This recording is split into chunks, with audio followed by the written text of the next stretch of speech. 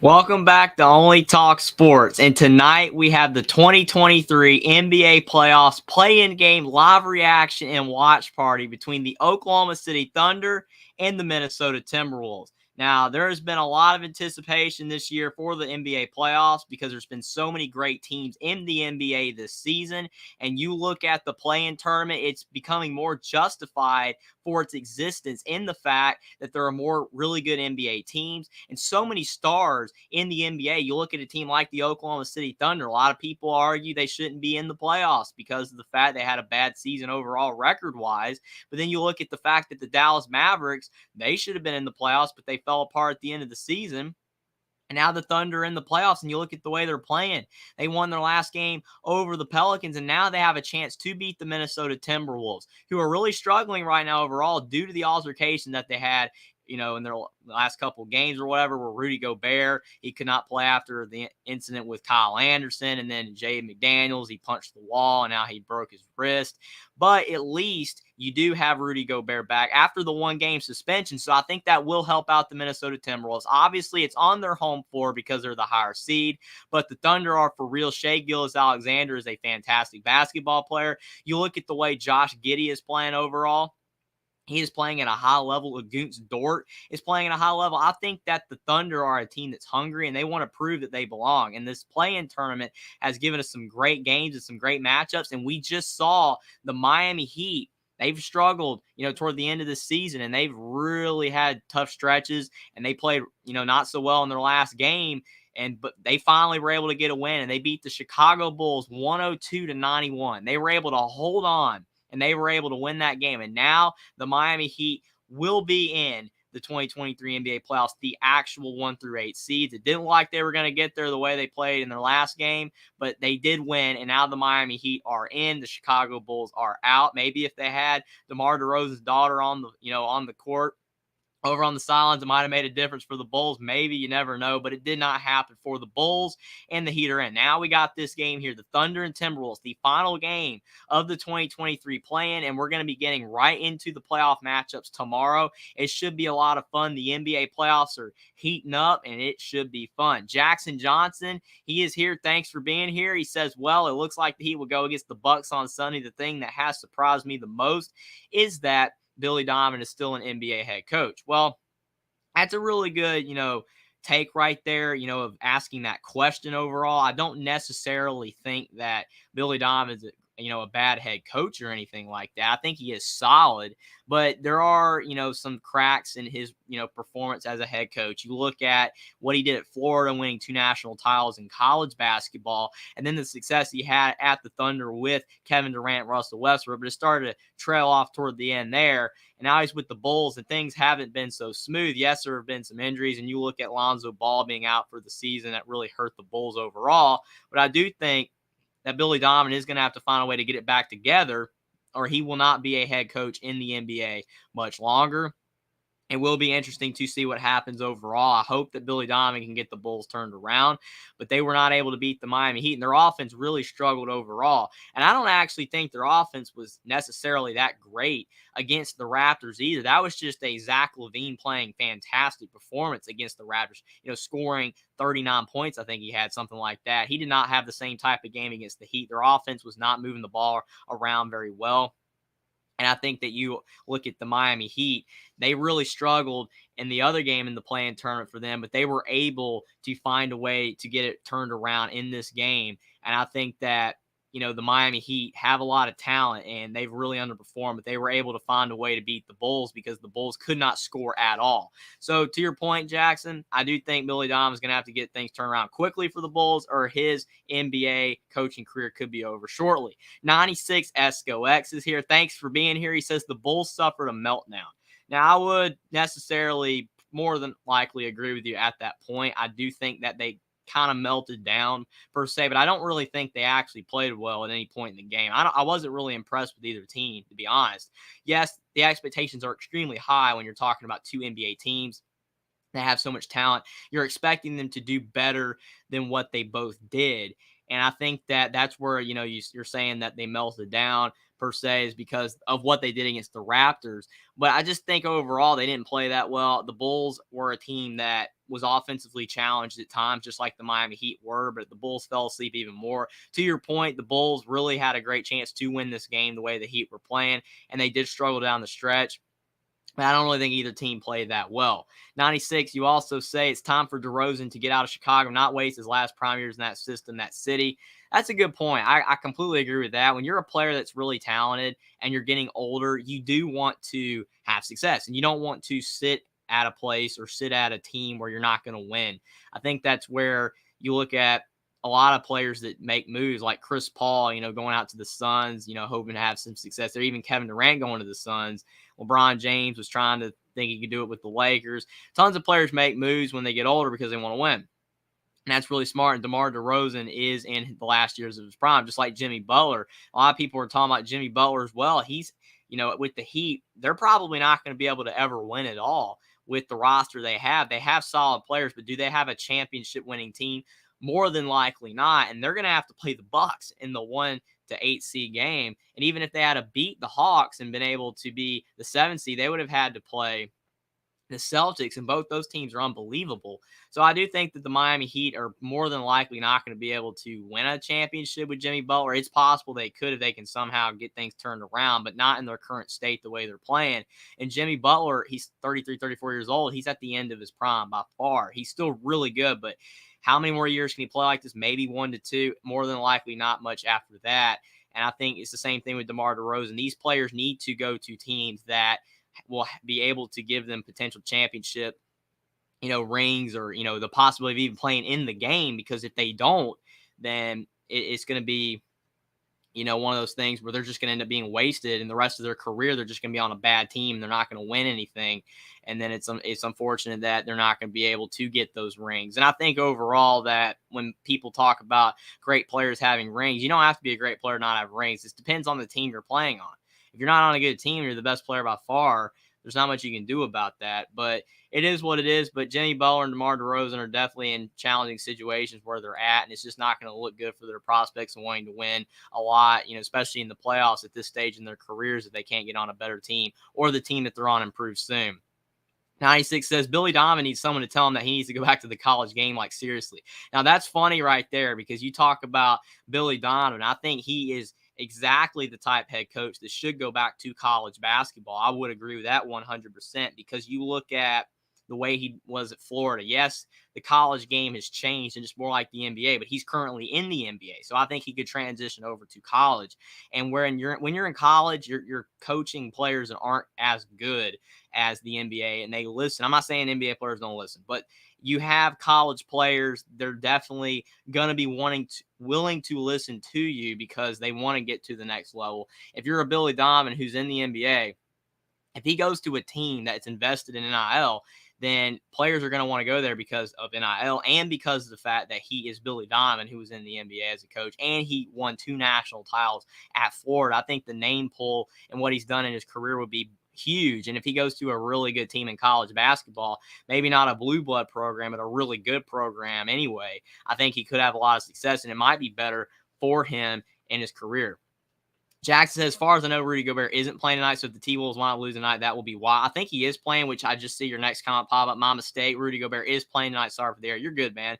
He is playing tonight because he only had a 1-game suspension, which is good for him and the Timberwolves, because if his suspension was longer, then the odds are that of their chances of winning this game are very slim because of the fact that they need him. You look at the Timberwolves. They got Anthony Edwards. He's fantastic, but he did not play well in their last game against the Lakers. Don't know if it's because of the fall he had where he hurt his shoulder a little bit. I have no idea if that's the reason. I don't know if it's just because of the fact it was a big game. Maybe lost the confidence. I think something was up there. Maybe he wasn't 100%. I don't think he was. But overall, Towns is not enough in the paint for the Timberwolves. That's why they got Rudy Gobert, because Karl Anthony Towns is more of a perimeter big. Yes, he can play down low on offense and on defense, but that's why the Rudy Gobert, Karl Anthony Towns matchup, or, the meshing of the two players together on the same team, a lot of people questioned it, but they're two different centers. You look at Rudy Gobert, he's definitely dominates down low on the glass. He dominates down low overall on the offensive end, scoring on dunks and putbacks. You look at like Shai Gilgeous-Alexander shooting threes for the Thunder. He has the players that can be around him, like Josh Giddey, and has players like Lagoons Dort that can be next to him, and they're all shooting threes. You can do that, but when in the post, you can't have two guys that are in the post. And Karl-Anthony Towns is on the outside more often, taking jump shots, handling the ball. Rudy Gobert is down low. If they were both in the paint at the same time, they'd be in each other's way. Shai Gilgeous-Alexander is a guard, so he can have other players that demand the ball and can score and do all the things that he does as well. But you just can't have that for the Timberwolves with the post players. You have to have Karl-Anthony Towns on the outside, Rudy Gobert on the inside. And it works. The matchup works, and they've had a lot of success when they've played. But the problem for the Timberwolves, they haven't been together. Rudy Gobert's played all season mostly. And then you look at Karl-Anthony Towns. The problem with him is Karl-Anthony Towns, he was out all year. He only had 29 games played. Just 29 games. That's not enough for a team that could have been a lot better. I think if they had played all season long, both these teams definitely, both this team right here with the Timberwolves, they could have been really good. The Thunder is a solid team, but they just don't have the talent yet, and they have so, much more time to be able to get there. I think that if they can get a couple of good veterans in the trades next year or in the offseason, or potentially some of the players they have improved, then they could be really good in the future. But the Timberwolves, they have Rudy Gobert, they have Karl-Anthony Towns, they have Anthony Edwards, but they need a little bit more around them. I think they traded away a lot to get Gobert. I think they traded away a bit too much to get Gobert, but they have a really good team. And I think it's going to be very interesting overall to see what happens with the Timberwolves. But if they are going to be a good team in the future, health is a priority. Health is the key. They need Towns and they need Gobert for the whole season and not for parts of it. And they definitely don't need any more altercations like what happened with Rudy Gobert and Kyle Anderson if they want to be a cohesive team moving forward. Or if not, they're going to have to blow the whole thing open because you can't have a disgruntled team playing together. Jeff says, I'm here. It should be a good one. Thanks for being here, Jeff. I'm looking forward to this game. I'm glad all you guys are here so far. It should be a lot of fun. I'm looking forward to it. Jackson said if the Thunder wins tonight, it'll be because of Shai Gilgeous-Alexander and Josh Giddey. Josh Giddey is why they won the first game. For sure. I mean, you look at Shai Gilgeous-Alexander, he had a fantastic game, but Josh Giddey had a triple-double where he was really close to it. And then you look at the way Lagoons Dort played. He had 25 points before he got hurt. Then he came back, wasn't the same, but he played really well. He was a former undrafted free agent out of Arizona State, so I think that his level of play is unbelievable, and I think that for an undrafted free agent, he's probably, at this point, maybe the second best undrafted free agent besides Fred VanVleet in the NBA, unless there's some other players that I'm missing. But overall, it's going to be very interesting to see what happens with this game. I think both teams have a lot of talent. Obviously, the Thunder's more guard-oriented. The Timberwolves are more post-oriented. But you do have Anthony Edwards. But he has to play at a high level. But the Thunder can win this game if the Timberwolves don't have a good Anthony Edwards playing. Ron Nagato is here. Thanks for being here. He said this kid spits facts. I just subbed my bro. Thanks so much, Ron. I appreciate that a lot. Thank you so much for being here. And thanks for the sub and the compliment as well. I really appreciate that. And I'm looking forward to this game. Glad you're here. But, man, this is going to be a fun game. Both these teams are hungry, and they're not your normal teams that are usually in this situation. I know the Timberwolves did make the playoffs last year, but still probably not a team that, a lot of people are really looking at to be a top team, even though they had, Rudy Gobert now. But the way they played all season long, yes, it was because Towns was out. But I think that overall, they're a team a lot of people were sleeping on. The Thunder, no one thought would make the playoffs. It should have been the Mavericks, but man, what a collapse there by them at the end of the season. But I do think overall, these two teams want to win. They want to be in the playoffs. It's one of those things where you're not used to it. So how you respond to being in a situation you're not normally in is, going to show if you are a team that's legit or a team that's going to be really good in the future. I think that's why the Thunder are a team that I think has a lot of promise in the future because they really play good against the Pelicans.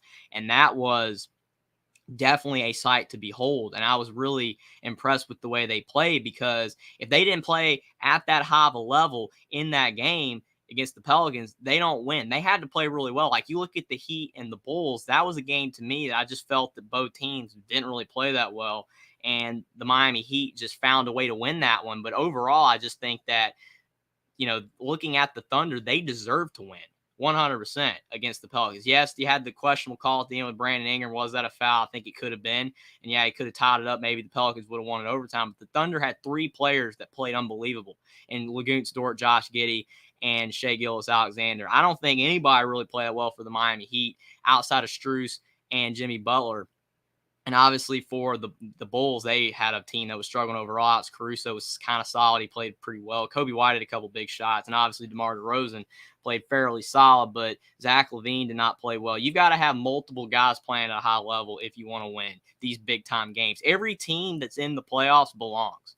It's not like you see in some sports, some tournaments where you can look at some teams like, why is this team here? They're not that good. Well, this year, the 2023 NBA playoffs are loaded. So many good basketball teams, so many stars we're going to be able to see. 96 says the Heat might take game one versus the Bucks. The Bulls would have likely gotten swept. Well, I think the difference is, to your point, 96, is the Heat have talent. The Heat have a really talented team. It's just the fact that for whatever reason, they're offensively challenged at times, even though the previous year, their whole entire team was shooting threes at a high level. Duncan Robinson, I mean, what happened to Duncan Robinson? He's probably the most expensive player in the NBA that doesn't play. He's averaging, like $17 million a year made, and he averages no minutes. He doesn't play at all. That's just not a good formula right there for the Heat. He played great last season with shooting lights out from three. He doesn't play anymore. And then overall, you look at Max Strus, he's hit or miss, and he's a big reason they won, because tonight Max Strus had like 28 points. And yes, they said the Bulls was a team that he roots for, as a child, and he's from Chicago or whatever. So yeah, he usually plays well against the Bulls, but he was awful for the Heat against the Hawks. But I think that overall, you're looking at Max Strus, Duncan Robinson. The Heat have a lot of players that are very inconsistent. Tyler Hero is very inconsistent. He can have 40. Next game, he has 8 points. I just think that the Heat have to get way more consistent if they want to be great. They are capable of beating anybody in the NBA, but they're capable of losing to anybody in the NBA. Jackson says, yeah, to Ron, Only Talk Sports, one of the best in the business. I appreciate the compliment, Jackson. Thanks for being here. Thanks to everyone for being here so much. I really appreciate it. And this game is about to tip off. Jeff says, I agree with Jackson. Love watching this young man. Thank you so much as well, Jeff. I really appreciate all the comments. You guys are awesome. But this game right here, about to tip, is at Minnesota, and you've got Rudy Gobert back from the suspension, going up with Jalen Williams for the tip-off. The ref tips it up, and we've got the Timberwolves with the basketball first, 0-0, 11:50 to go in the first. And you've got Nickeil Alexander-Walker out there for the Timberwolves. That's very interesting. He's definitely a good basketball player out of Virginia Tech, but he usually does not start. Mike Conley's over in the corner. He's been really good this playoff season and before for the Timberwolves. Good addition, I think, overall for the team. And now you've got Nickeil Alexander-Walker with the first points of the game, 2-0, and a really good pass down low. I really like Nickeil Alexander-Walker's game. I think he's a really solid wing. Thought he had a lot of potential out of college, but he kind of slipped through the cracks and was not playing as much. But now he's playing again, and he just got a big steal. Now the Timberwolves have the ball again. And now Anthony Edwards into the lane, and he gets stopped. No foul call. He's probably thinking he got fouled there. They did not call it. Now Josh Giddey has it for the Thunder. The Thunder are wearing some bright orange. That is a bright orange color they have on right now. You can definitely tell which team is them. Jalen Williams to Lagoons Dort. He hesitates but shoots the three, and he knocks it down, and he is still hot and right where he left off from the last game. Lagoons Dort with the first points for OKC. 3-2 Thunder over Minnesota. 10:40 to go in the first. Now you've got Nickeil Alexander-Walker with the basketball. He scored the first points for Minnesota. And now you've got Mike Conley with the ball. Now to Cat at the top of the key. Towns kicks it over to Anthony Edwards. Edwards pump fakes, shoots the three, and his three is offline. And you've got a rebound from Jalen Williams. You got 2 Jalen Williams for OKC. Jalen Williams from Arkansas and Jalen Williams from Santa Clara. It's both spelt differently. But now you've got Jalen Williams from Santa Clara driving into the lane, and he knocks down the floater. And again, the Thunder looking confident early. That's a great sign for them. 5-2. 10 to go in the first.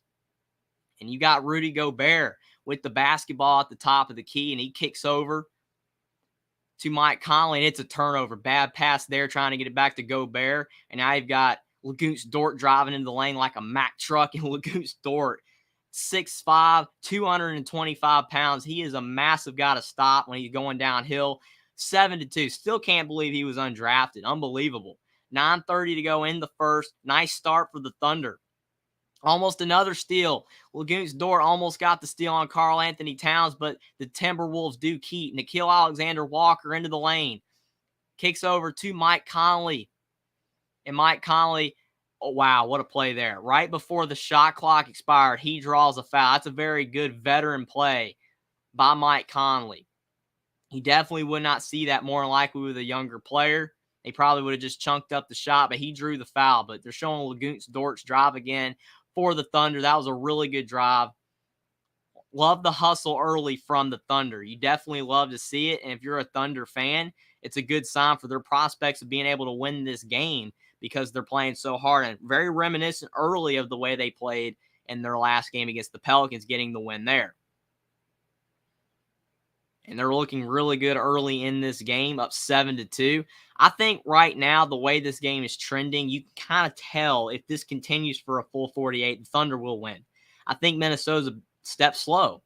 The Thunder just look quicker. They're hustling a little more. Now, that's not to say Minnesota won't get going at all. It's only 7-3 now that Mike Conley hit the first free throw.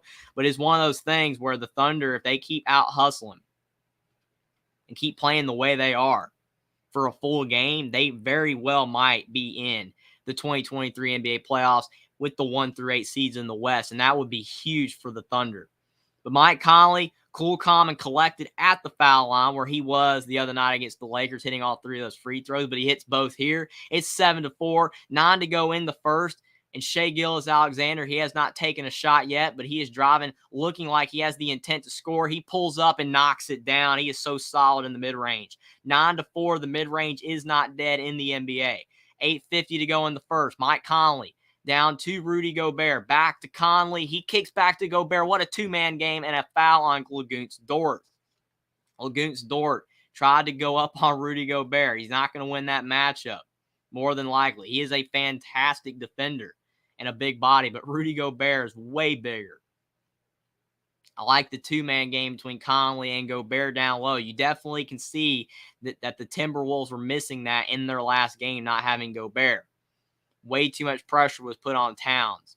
But Gobert, he hits the first free throw, and he's a solid free throw shooter. He does have some struggles. He can go through big slumps where he can't make them, but he is capable at his height. And his second free throw is up, and it is good. So he hits them both. Very solid stroke there at the line for Rudy Gobert. 9-6. OKC with the lead. Lagoons Dort with the ball for the Thunder. He's driving into the lane again. Gets all the way in the paint. Kicks to Giddey, and Giddey misses the little chippy floater. He had it, but he just could not get it to drop. Towns with the ball. Towns is all the way going to the hoop, and he lays it in. What a play by Towns. It is still insane. I know we've seen it for years now, but it's still insane to see that player, a player that big, driving in the lane like a guard and getting the layups to fall. That's still insane to me. It's been happening for a decade now, but that's crazy. Such a talented play by Towns. But on the other end, Lagoons Dort is driving hard to the lane, and they call a foul, I think, on Karl Anthony Towns. So Lagoons Dort, very active early, playing much better than he did in the regular season so far for the Thunder in this play-in tournament. Playing very well. His first free throw is up, but no good. Got to make your free throws. Free throws are vital in big games like this, as evidenced by the Raptors game with the Bulls. Raptors missed a lot of free throws, even though there is speculation for why, with DeAndre DeRozan, the daughter of DeMar DeRozan, with all the screens making the Raptors miss. A lot of people are saying still crazy that happened, but the Raptors got to miss their free throws, and you got to make them. But Lagoons Dort, he concentrates, and he knocks down the second. So it's 10-8. Oklahoma City up by 2, and Lagoons Dort with 6 quick points. Very reminiscent of the way he played in the last game. He had a lot of points early in the game against the Pelicans for the Thunder as well. But Towns on the left block kicks to Gobert, and Gobert misses a 1-foot shot. He had the layup but couldn't get it to fall. Josh Giddey kicks to Jalen Williams, over to the other Jalen Williams, and he misses a 3. Still 10-8. Now the Timberwolves with the ball in the veteran Mike Conley's hands. He kicks over to Towns. Towns on the left block. No foul call. He Mack trucked Jalen Williams, but there is no foul call. I can understand why they didn't call a foul there, but it definitely could have been called. But 7:30 to go in the first, and we have a tie game, 10-10. And Shea Gilgeous-Alexander in the mid-range, 12-10. What a shot by Alexander. He is such a cool, smooth mid-range shot. 7:20 to go in the first. And you've got Mike Conley driving in, and he lays it in off glass, 12-12. The offense is coming alive for the Timberwolves, and the Thunder is very steady, scoring very consistently. Shea Gilgeous-Alexander driving in again. He thought about another mid-range shot, but good defense by Towns. Swings over to Lagunt's Dort. Dort kicks to Giddey. Giddey down low, and it's deflected by Towns, but it's over to Jalen Williams in the corner. And I think they do call maybe an illegal screen on Lagunt's Dort. Either that or maybe an offensive foul. But we have our first commercial break, and it is a 12-12 game. 96 says the Dallas Crash Bricks. Okay, that's a good one right there. Overall, the Dallas Mavericks really dropped the ball. That's all you can say. They just completely dropped the ball. Went from 4th in the West to 11th and missing the playoffs with 2 of arguably the top 15 players in the NBA, especially Luka Doncic. But Kyrie Irving's still really good, but that was awful the way they finished the season, and they're definitely going to have to do better next season to warrant keeping both players. Ron Nagata says, Yoda Jackson, Jeff, no doubt. 100%. I really appreciate you being here. And again, thanks for the sub. Jackson says, breaking news, the Rays have lost their first game of the season against the Blue Jays 3-6. Unfortunately, we're not seeing a 14-0 team in the MLB, but oh well, maybe next year. That's funny. Jackson keeping us updated with that MLB. 96 says, the problem with Duncan is he has 0 defensive abilities and can't put the ball on the floor. He can only shoot, and they already have a few guys that can do that. They need to trade him. I completely agree with that. But what I have an issue with, because you're right, you're 100% right, but the issue I have is why did the Miami Heat give him that contract then? To be fair, when they did give Duncan Robinson the big contract, Max Strus wasn't playing at the level that he was. And yes, he has off the dribble ability. I understand Tyler Hero maybe wasn't like budding into the potential star that he's getting closer to being. So I get why Duncan Robinson was more important to the team, but you've got to make sure when you give a guy a big contract that you're going to use the player. You got to make sure he's going to be a vital part of your basketball team, because if not, he's just dead weight on your team, dead money, dead cap. You're paying him $17 million a year to sit. That's my issue with the Miami Heat. If they were, not going to use Duncan Robinson, they need to trade him, or they should have never given him the big contract. I mean, obviously, it's great for Duncan Robinson that he's getting $17 million a year, but he's not playing at all, and it's just not warranted of the Miami Heat to pay a guy that much when you're not playing him. But I agree. You're right why they're not playing him, but it's just insane that they gave him that contract and then they just don't play him at all. It makes absolutely no sense. 96 is my one problem with players in this league. Some star player fall in love with the three-pointer. They're not on the Warriors. I 100% agree. And see, what makes the Warriors different is you've got 2 players in Klay Thompson and Steph Curry that are just unbelievable from the three-point line. And they pass the ball so well. Their passing on the Warriors is unbelievable. And also, you've got Jordan Poole, who's budding to be a potential star. They have a great team.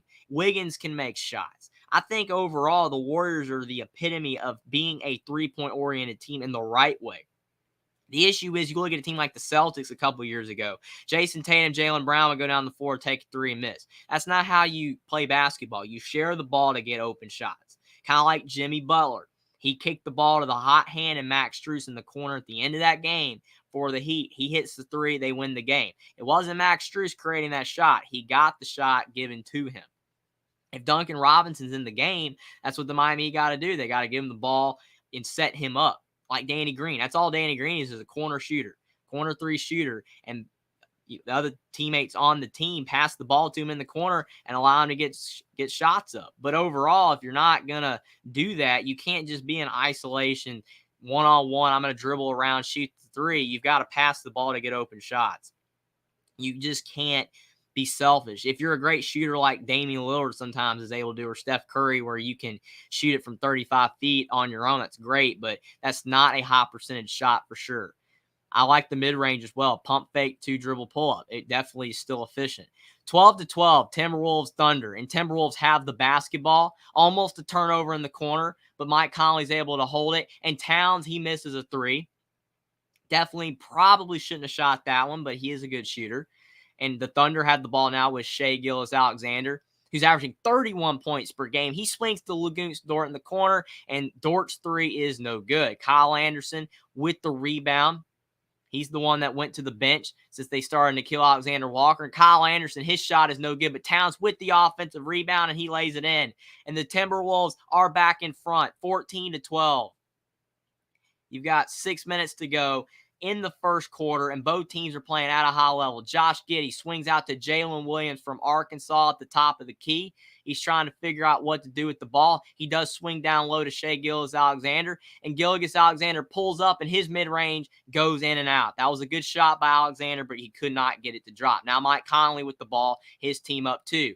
Swings to Towns. Towns is driving in. Kicks in the corner, and a missed three by Nickeil Alexander-Walker. And still, what's the one player that's very quiet for the Timberwolves? Anthony Edwards, still not doing that much.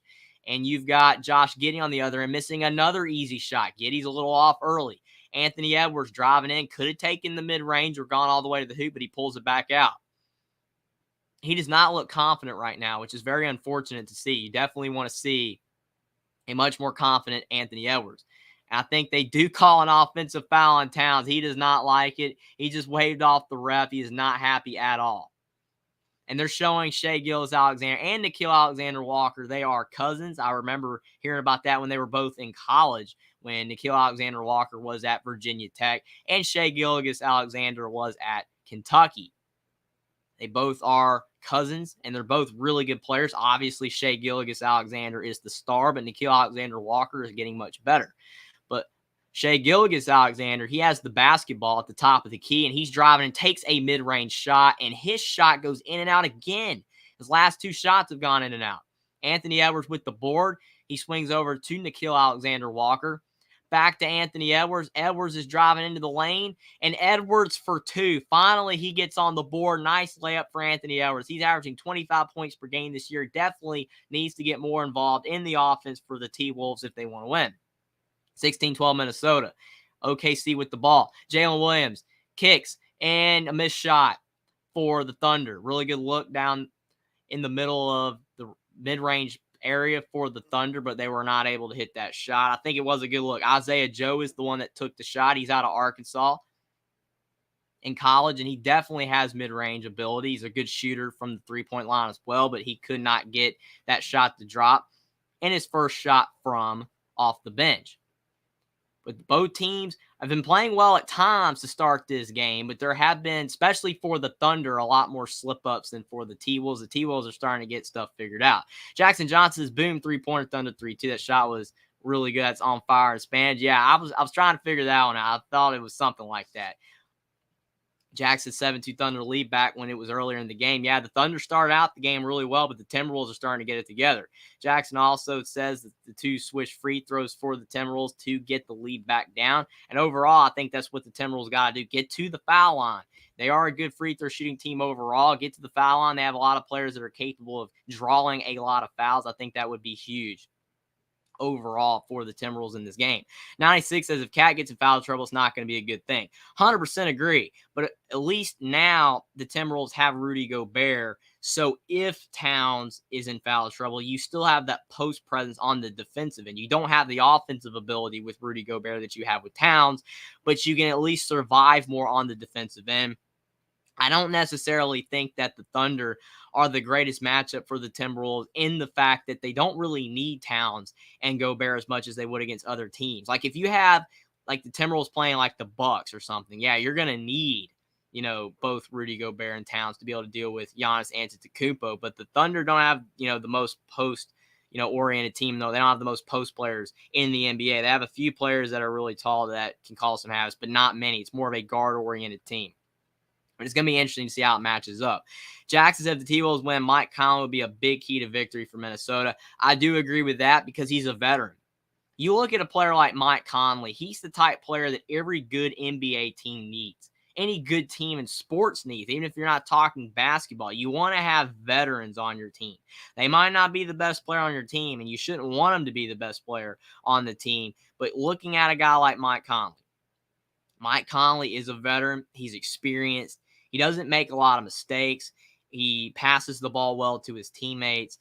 And he's not going to be a guy that's going to demand the basketball all the time because he's the best player on the team or he's the star. He definitely shares the ball at a high rate, and that's a good sign for the Timberwolves because you have Anthony Edwards, you have Towns, you have Gobert, you have a team that has a lot of really solid players and some stars on it. And Mike Conley's just solid. He goes out there and plays his part. He does his role. That's always a great player to have. And if he has a really solid game, I think that would be very vital and important to the Timberwolves getting a victory. I think that Anthony Edwards is probably the most important player on the floor. He needs to have a big game because he did not play well in their loss to the Lakers. And they would have won that game if Anthony Edwards played better.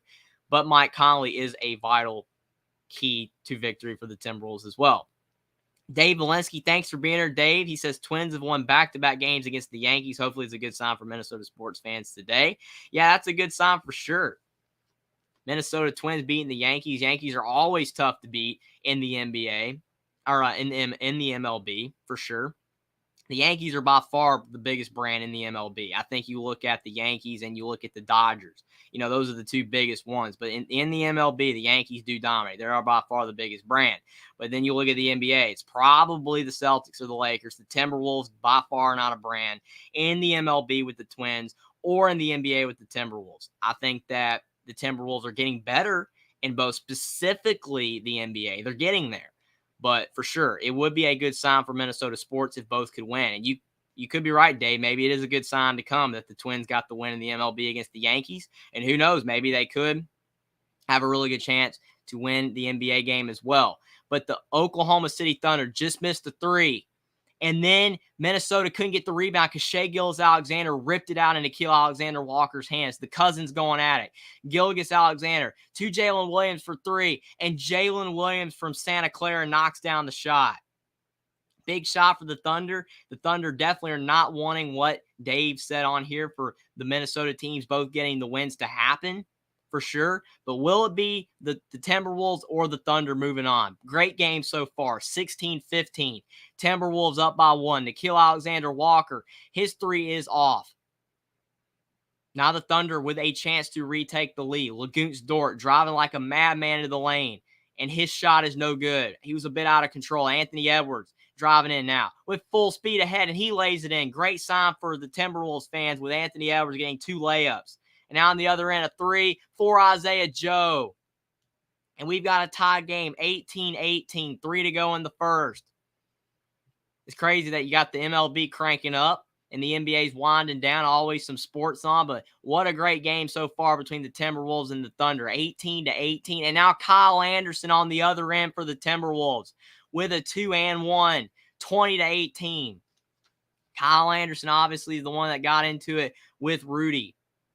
That was a really interesting play, on the sideline that happened. But Kyle Anderson, that's a good shot. Kyle Anderson is one of those players that he doesn't do anything that great, but he is a good hustle player and he plays really hard. He's got a funky-looking three-point shot. But he is a solid player and definitely still worthy of being in the NBA for sure because he does a lot of nice things. He had 12 points. He had 13 assists against the Lakers, most in any NBA game. For sure. He just does a lot of nice things. He's a very good team player, very good role player for an NBA team, specifically for the Timberwolves. With the way the roster's set up, they need a lot of good role players. And Kyle Anderson plays his role. That was a good shot there and one, especially with Jay McDaniels still out indefinitely. 21-18. Shai Gilgeous-Alexander, he shoots a two, but I think they do call a foul on Minnesota, and he will be going to the line. Naz Reid is still out as well for Minnesota. He's averaging 11.5 points per game. He came out of LSU. And Jay McDaniels, he's averaging 12 points per game. But unfortunately, both players are still out for Minnesota. One had a normal injury. One had an injury that could have been avoided. But unfortunately, sometimes the anger gets the best of you. But it's 21-19 after Shai Gilgeous-Alexander buries the first free throw. His second free throw is up and good. Alexander, a very good free throw shooter for the Thunder, 21-20. And now you've got McLaughlin into the game for Minnesota off the bench. 2 to go, 2 and change, 50 seconds left in the first quarter. Kyle Anderson kicks down to McLaughlin. He tried to swing it to Gobert, but it is a turnover. Good defense. Down low by Dario Saric for the Thunder. Almost a turnover, but Isaiah Joe keeps the basketball. Swings over to Gilgeous-Alexander, and he shoots the three, and Alexander's three is short. McLaughlin with the board for the Timberwolves. 2:20 to go in the first. McLaughlin with the ball. Tries to get it down low to Gobert, and there is a foul on Gilgeous-Alexander for holding Gobert down low. I definitely don't blame him for holding Gobert.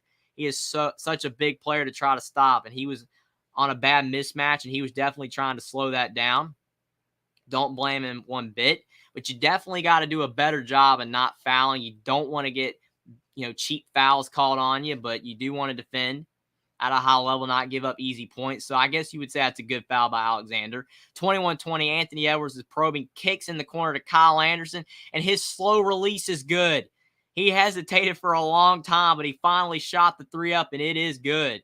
24-20. Kyle Anderson smiling as he goes down the floor. And you've got the ball back in the Thunder's hands. Dario Saric for three, and it is no good. Anthony Edwards with the board. Really good rebounding from the guard position. Edwards pulls up from three, and Edwards' three is no good.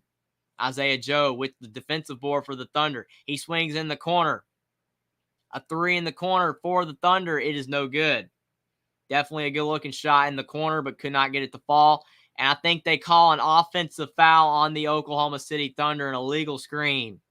You definitely got to play clean on the offensive end. You don't want to get offensive fouls called on you. Defensive fouls are okay, but offensive fouls, you don't want those because they're so unnecessary. It's almost like a false start.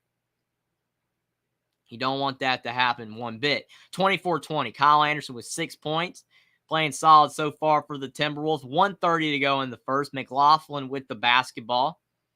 The backup point guard when Conley is not on the floor. And McLaughlin got smothered down low by Dario Saric. What a play right there. And Isaiah Joe, 4-3, and his three is no good, but he gets the offensive rebound for the Thunder. Isaiah Joe driving into the paint. Swings to Dort, back to Joe. Joe's 2-point shot is off, but another offensive rebound for the Thunder.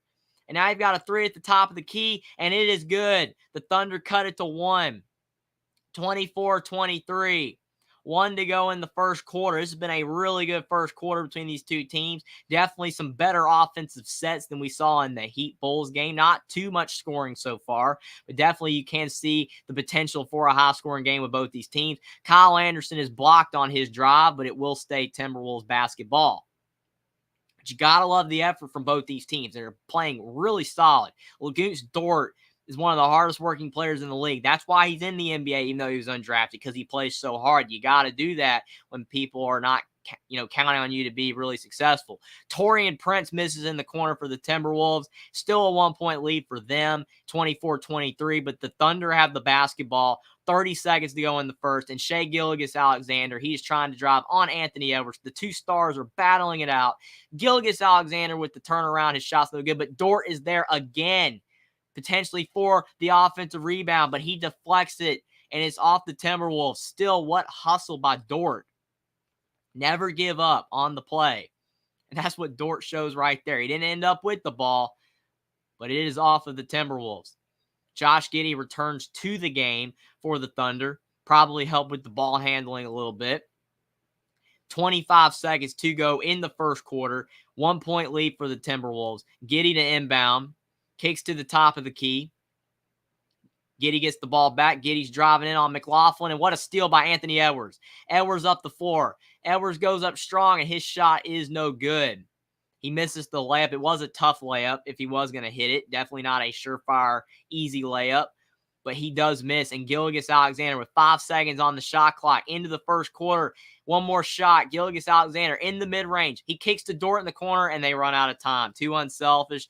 Dort with the pump fake, and they cannot get the shot off before the end of the clock. And it's 24-23, end of the first quarter. Timberwolves up 1.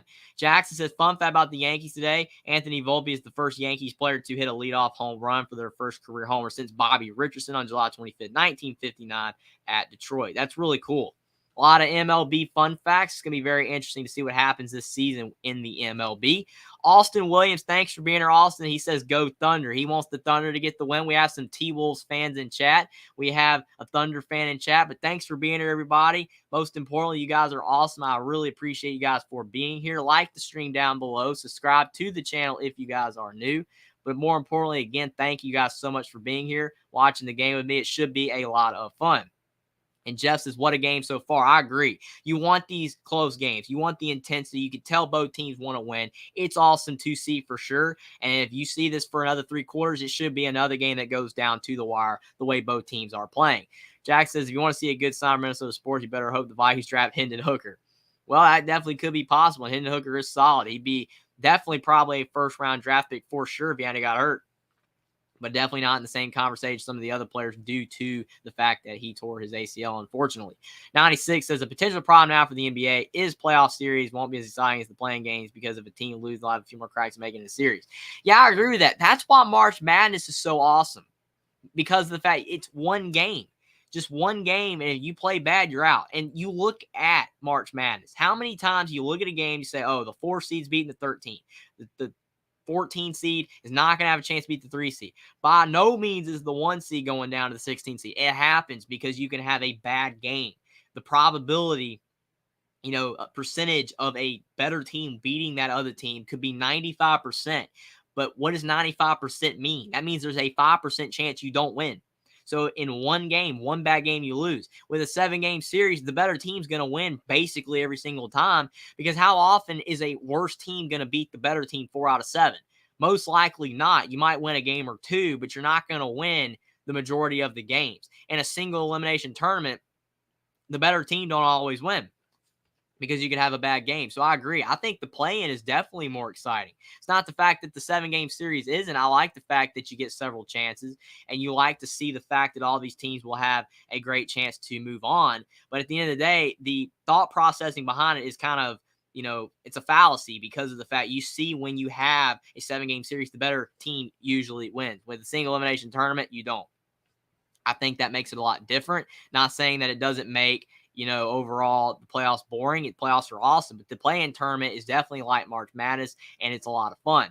96, I just saw Nas Reed, Jay McDaniels injured on the sound. Boy, we sure could use them. 100%. And I think that if you had both Nas Reed and Jay McDaniels, then the Timberwolves are by far a much better team than the Thunder, because the depth's there. They have more depth. Without both those players, it makes this game a lot more even. And the way the Thunder are playing with such energy, it maybe tilts it in favor of the Thunder just a bit. But if the Timberwolves play hard, they can still win without Nas Reed and Jay McDaniels, but it's going to make it a lot harder. Jackson Johnson said, yeah, I don't really like the 9-10 playing game. I only like the 8-9 playing game, to be honest. Yeah, because it's like March Madness. Even though the 9-10 is like March Madness as well, because if you lose, you're out, and you win, you still have a chance. But I think that the 8-9 is like definitely, the epitome of it, because, both teams won a game, you have that shot, and then you can get in, but if you lose, you're out. It's interesting. Definitely the play-in has a lot of people that like it and don't, but it definitely gives you kind of that March Madness feel overall. Thunder had the ball, start of the second quarter. Jalen Williams kicks in the corner to Dario Saric. Now it's over to Jalen Williams. Back to Saric. Saric for 2, and it's good. 25-24, and the Thunder are back up by 1. Back and forth. That's what you love to see. 11:30 to go in the second quarter. Saric's a solid player. Definitely gives some good bench play for the Thunder. And you've got Towns with a 2. Like he could have pushed off on Jalen Williams, no call, and he knocks down the pretty 20-foot jump shot. 26-25. 11:10 to go in the second quarter. Now Josh Giddey swings over. Nice passing by the Thunder overall. Wiggins swings over to Joe. Wiggins is into the game now. Back to Joe. Now Dario Saric with the basketball. Swings back over to Wiggins, and his 2 is no good. Rudy Gobert, who's back into the game with the rebound. Now Mike Conley, who's also back in the game for the Timberwolves. He has the basketball. Over to Towns. Towns on Isaiah Joe. Towns is trying to back Joe down, and he drives, and his shot is good. Man, Towns is so talented, being able to drive in like that at his size and be able to get the shot to drop. He is really good. 28-25.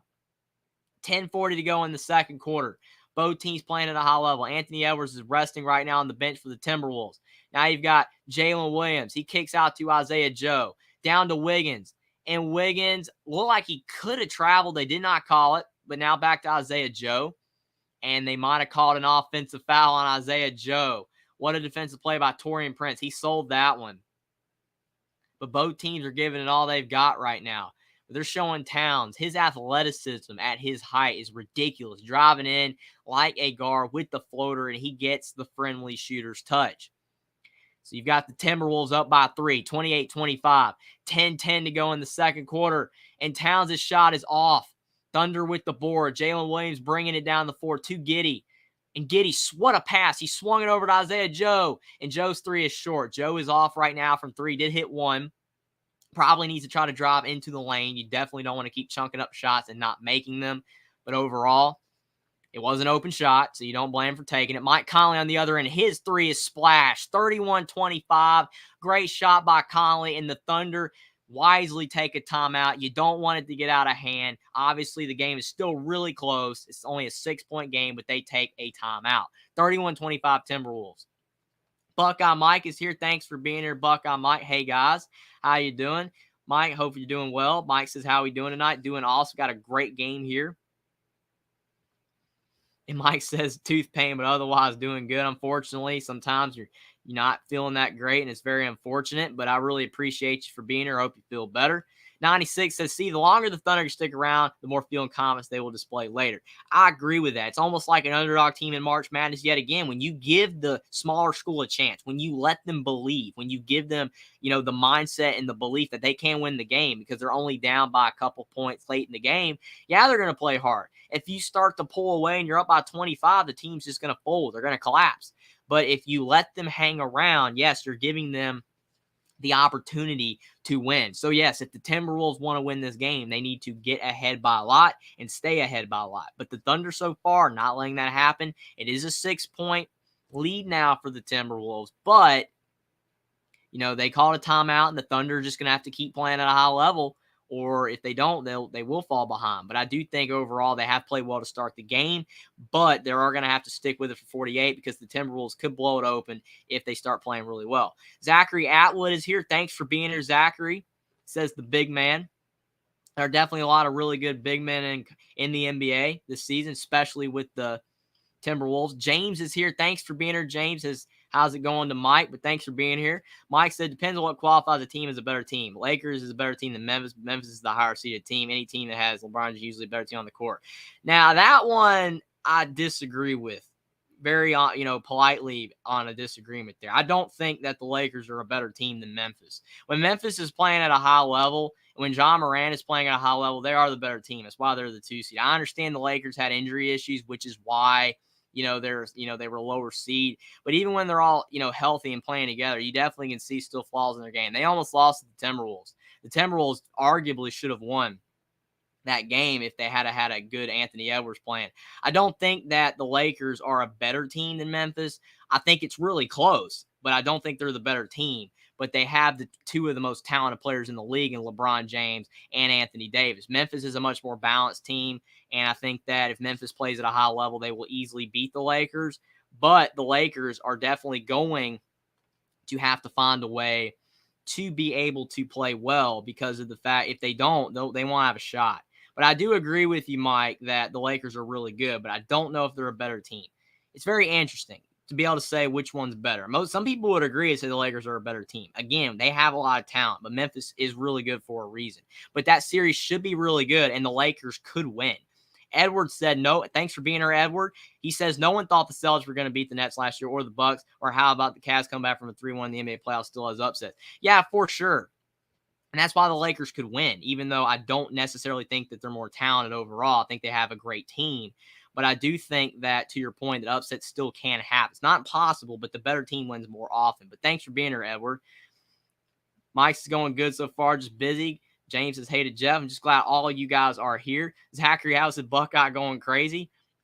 I think so. I think that you're Zach from the GM. If you're Zach from the GM, because I think I see your next comment down below, and I really appreciate you for being here, man. Thanks. He also Jeff's knowledge about basketball. I really appreciate the compliment, man. Thank you so much for being here. We got a really good game.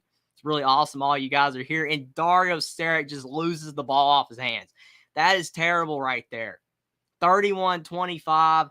Thunder down 6, and Dario Saric just loses the ball through his hands. Unfortunately, sometimes you just don't have the best grip on the ball. And Kyle Anderson tightrope and trying not to go an over and back, and he keeps the ball, but the Timberwolves up 6. And they still have the basketball with 9:20 to go in the second quarter. Mike Conley at the top of the key with Jalen Williams on him. Kicks to Karl Anthony Towns. Towns palming that basketball. Driving again into the lane. And Towns for 2 and 1. That is a ridiculous shot by Towns. Palming the basketball, driving into the lane, and Towns just goes up with it over his shoulder and banks it in. That is a ridiculous play by Towns. Off glass. Now the Timberwolves lead is 8 points. Could be a potential early danger zone for the Thunder. Don't want to get down by too much. But Towns, he's smiling big after that shot. That was a huge shot right there. And Towns at the line for the free throw. He is a good free throw shooter, and he knocks it down. 34-25. Timberwolves up 9. 9 to go in the second, and Towns already is 13 and 3. He seems to be playing much better with Gobert beside him. Just a much better matchup for Towns being at the power forward spot than the center spot. But on the other end, Jalen Williams drove into the lane. Towns is saying he went straight up, but they call a foul anyway. So I think the Thunder will be having 2 free throws. Let's see. Towns, maybe you kind of see his arms go down just a hair, but I do think that was mostly a clean play. But Jalen Williams from Santa Clara will have 2 free throw shots. His first free throw is up and good. 34-26. It stops the bleeding for the Thunder. They definitely have to stay in this game. You don't want to get down by too much, because if you do, then there's a good chance that the Thunder won't have a shot. I think the Timberwolves could afford to be down by 10 to 12 points and come back, but the Thunder need to stay close. They can't get down by too much if they want to win. 9:09 to go in the second, and Jalen Williams will have a second free throw. His second free throw is up, and it's no good that time. Got to make your free throws. 34-26. Thunder are 1 of 3 from the field this quarter. Timberwolves 4 of 5, and that's helped the Timberwolves start to blow this lead open a bit. Towns gets the ball from Conley on the left block again. Towns is driving in yet again. He goes off glass. He cannot make the shot this time. Giddey on the other end for the Thunder goes up strong, and what a shot by Josh Giddey. No glass. He somehow gets it to drop. He was looking for an and one. He does not get it. That's the first points for Josh Giddey. 8:30 to go in the second quarter. And a bad pass on the other end for the Timberwolves. A steal. Giddey down the floor again. And Giddey goes up strong, and a block by Kyle Anderson. No goaltend. What a block by Kyle Anderson on the other end. That is definitely effort. You got to give maximum effort on every play. And he erased that layup by Giddey. From behind, no foul. That was beautiful. What a block. But the Timberwolves hold on to that 8-point lead right now. They're playing some great basketball on the Thunder. Really, they're playing some solid basketball, I think, for the most of this play-in. They just collapsed against the Lakers in the fourth, but they played well most of that game. They're playing well in this game as well, but they cannot have another bad game, because if they do, like another bad fourth quarter, because they do, the Thunder could come back. You cannot have bad fourth quarters. Got to close the game. Have to play well for as much of the game as possible. Lagoons Dort misses a 3 for the Thunder. He definitely can hit threes, but sometimes he is better in the lane. But Anthony Edwards has the basketball, swings to Kyle Anderson. Anderson fakes the ball screen reversal to Anthony Edwards, kicks in the corner to Taurean Prince, and Prince's three's in and out. Edwards with the offensive rebound, and the nice floater is good for Anthony Edwards. 36-28, 8-point lead again for the Timberwolves. And on the other end, you have Shai Gilgeous-Alexander going up strong and is not able to hit the layup. 8-point deficit. Edwards is driving. Edwards pulls it back out. Probably a wise play there. There really wasn't much for him to do in the lane. Edwards has the ball to Nickeil Alexander-Walker, to Taurean Prince, to Kyle Anderson in a slow release, and it's good again. Anderson deadly in the corner to start this game. 39-28, and the Timberwolves leads up to 11. The Thunder need points, and they need points now. Gilgeous-Alexander on the other end can't get the layup to fall. And Jalen Williams, I think they call a foul on his offensive rebound attempt. I think they might have called the foul on Taurean Prince, trying to stop him from getting the rebound. But the Thunder really starting to fall behind. You cannot leave a guy that wide open. See, that's where taking threes is okay. That's where taking threes is okay. When you're passing the ball around, the Timberwolves getting wide open threes. The Thunder are taking some bad shots. And another missed shot for the Thunder. Now the Timberwolves have the ball again. Taurean Prince, he almost loses the ball. He does lose the ball. And now you've got Isaiah Joe with the ball going down the floor for the Thunder, and Anthony Edwards is not happy. They call it off of him, but he thinks it's off of the Thunder. Let's see if he's got a point. And he does, I think, potentially have a point. Maybe. They're showing the replay. Yeah, they're right. Anthony Edwards is right. It was not. It was not off of him. It was off the Thunder, but they do call it off of Anthony Edwards. He is not happy at all, and he is absolutely right. 7 to go in the second, and they're showing the play yet again. Goes right off the foot of Isaiah Joe, but they call it off of Edwards. Unfortunately, the referee from behind could not see it and just assumed Edwards deflected it. But a big lead for the Timberwolves. They're up by 11, and things are getting interesting. Buckeye Mike says, I'm not going crazy to Zach, and James has a crime face. That's funny right there. Edwards says, and if you want to be honest, March Madness doesn't normally have anywhere close to the amount of upsets like it did this year. Yeah, you are right about that as well, Edward. I agree with that. I mean, usually you don't have as many upsets, but the upsets were awesome to see. I think that if you look at, March Madness, if it had as many upsets every year, maybe it wouldn't be as fun because of the fact the upsets will maybe start to become predictable. But I think this year's, March Madness was a breath of fresh air with the amount of upsets that happened. I think it made it a lot of fun. And I think that it made it really interesting as well. But I do agree with you. You are right. They don't normally happen at the rate that they did happen this year. And that's why usually you look at like the NBA as well. There's not as many upsets with like the lower seeds winning. And that's why a lot of people maybe don't like the playoffs in the NBA, but they don't always happen in March Madness either. It's just what you like. You either like college, NBA, or both. It just depends on people's preference. Dave Valensky, he says if the Timberwolves were healthy this year, they probably should have finished fourth in the conference. Now that I agree with. Towns only played 28 games. And Towns, you see the impact Towns is having on this game. Towns is one of the top players in the NBA. Is he a top potentially 5 player in the league? Maybe 10, maybe not. You could argue borderline top 10. But he only averaged like 21 points. Granted, it's because I think the injury has something to do with it. But it's not like he's one of the leading scorers in the league, but he's a great player. And him and Gobert make a deadly front court. But they didn't have that all season. And Anthony Edwards is a budding star, but I do think that if they were healthy all season, that they could have been a lot better than they ended up being record-wise anyway.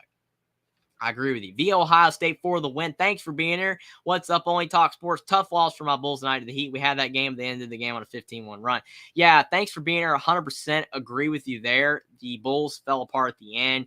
Some people have called it a meltdown from earlier. I do think they did collapse, but I don't think either team really played that well, to be honest. It's just at the end, Jimmy Bucket started to make some shots, and the Heat finally got together a bit at the end, but neither team really played that well.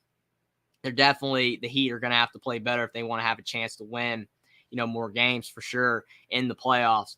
The Buckeye Mike, he says Pat Beverly wanted to trade from LA just to miss the playoffs. Well, I mean, theoretically, Buckeye Mike, they didn't make the playoffs. Did he make the playoffs? No, but he technically made the playoffs. To your point, I think looking at a player like Pat Beverly, the Lakers are an enigma because a lot of people talk about, is LeBron James the person that basically doesn't want to play anymore, like a Thomas Bryant or a Patrick Beverly, or is it a player requesting a trade? Obviously, it seems with Beverly he wanted to trade, but still, some people wanted to get out of LA. I mean, he went to the Bulls. The Bulls were a solid team. I think that if they had Lonzo Ball healthy, maybe they could have been better. But I do agree it is kind of funny. But it's not like the Lakers are infinitely better than the Bulls.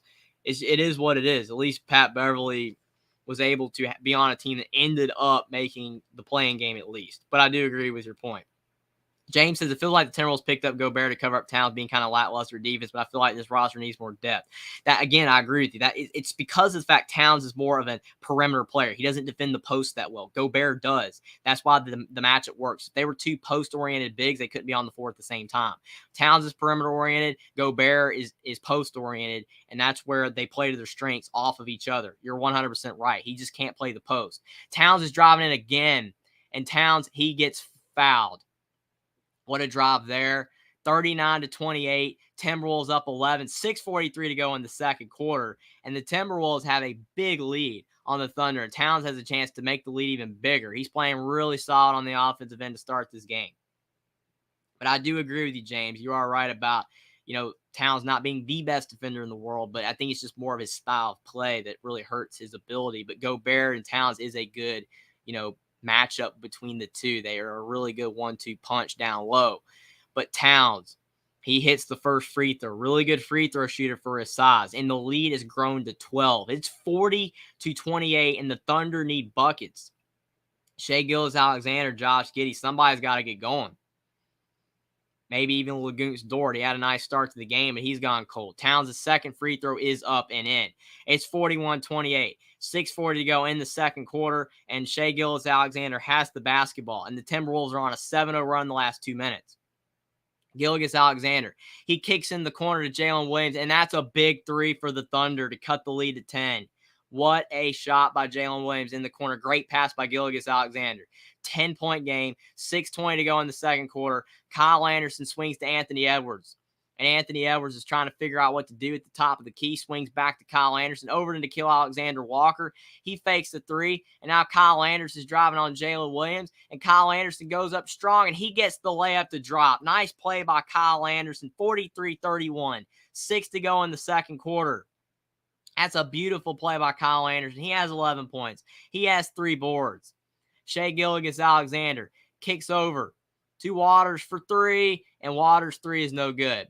Kyle Anderson with the board. Anthony Edwards has the ball now, bringing it up the floor. 5:40 to go in the second quarter. Edwards driving into the lane, and another 2 for the Timberwolves. 45-31. The lead is growing. It's up to 14, and the Thunder maybe need another timeout soon. Edwards is 8 points and 6 boards. Jalen Williams, though, on the other end. Jalen Williams from Santa Clara with another big 3. The only thing keeping him in the game at all in this point, he's got 12 points. He's playing well. Anthony Edwards with the ball to Taurean Prince. Prince drives. Prince goes up off glass. No good. Jalen Williams, he's in attack mode right now. He drives all the way to the cup, and it's no good, but he is fouled. 45-34. 5:07 to go in the second quarter. And that's a really smart heads-up play by Jalen Williams. He just hit 2 big threes. He gets the ball, and he goes in transition. He has a lot of confidence right there, and that's a really smart play because you need points. Sometimes getting fouled works.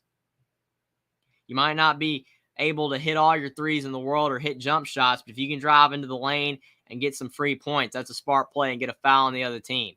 And Jalen Williams is at the line, and his first free throw is up and good. It's 45-35, 5:07 to go in the second quarter. Gobert and Jalen Williams from Arkansas are coming into the game.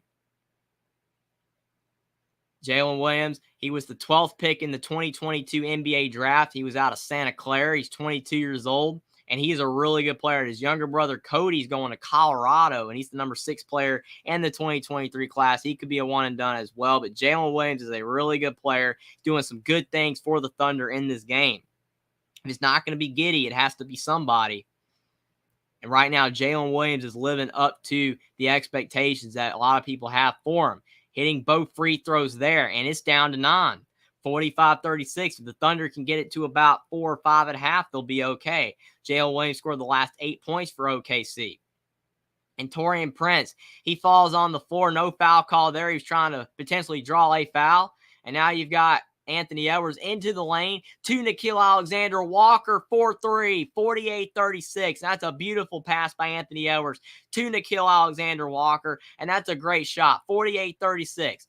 4:40 to go in the second quarter, and Jalen Williams got a little too aggressive with a push-off, and they call an offensive foul on Jalen Williams. That's a really tough play right there. Overall, you're trying to do everything you can to get points, and sometimes you get a bit overzealous, and you get an offensive foul called against you.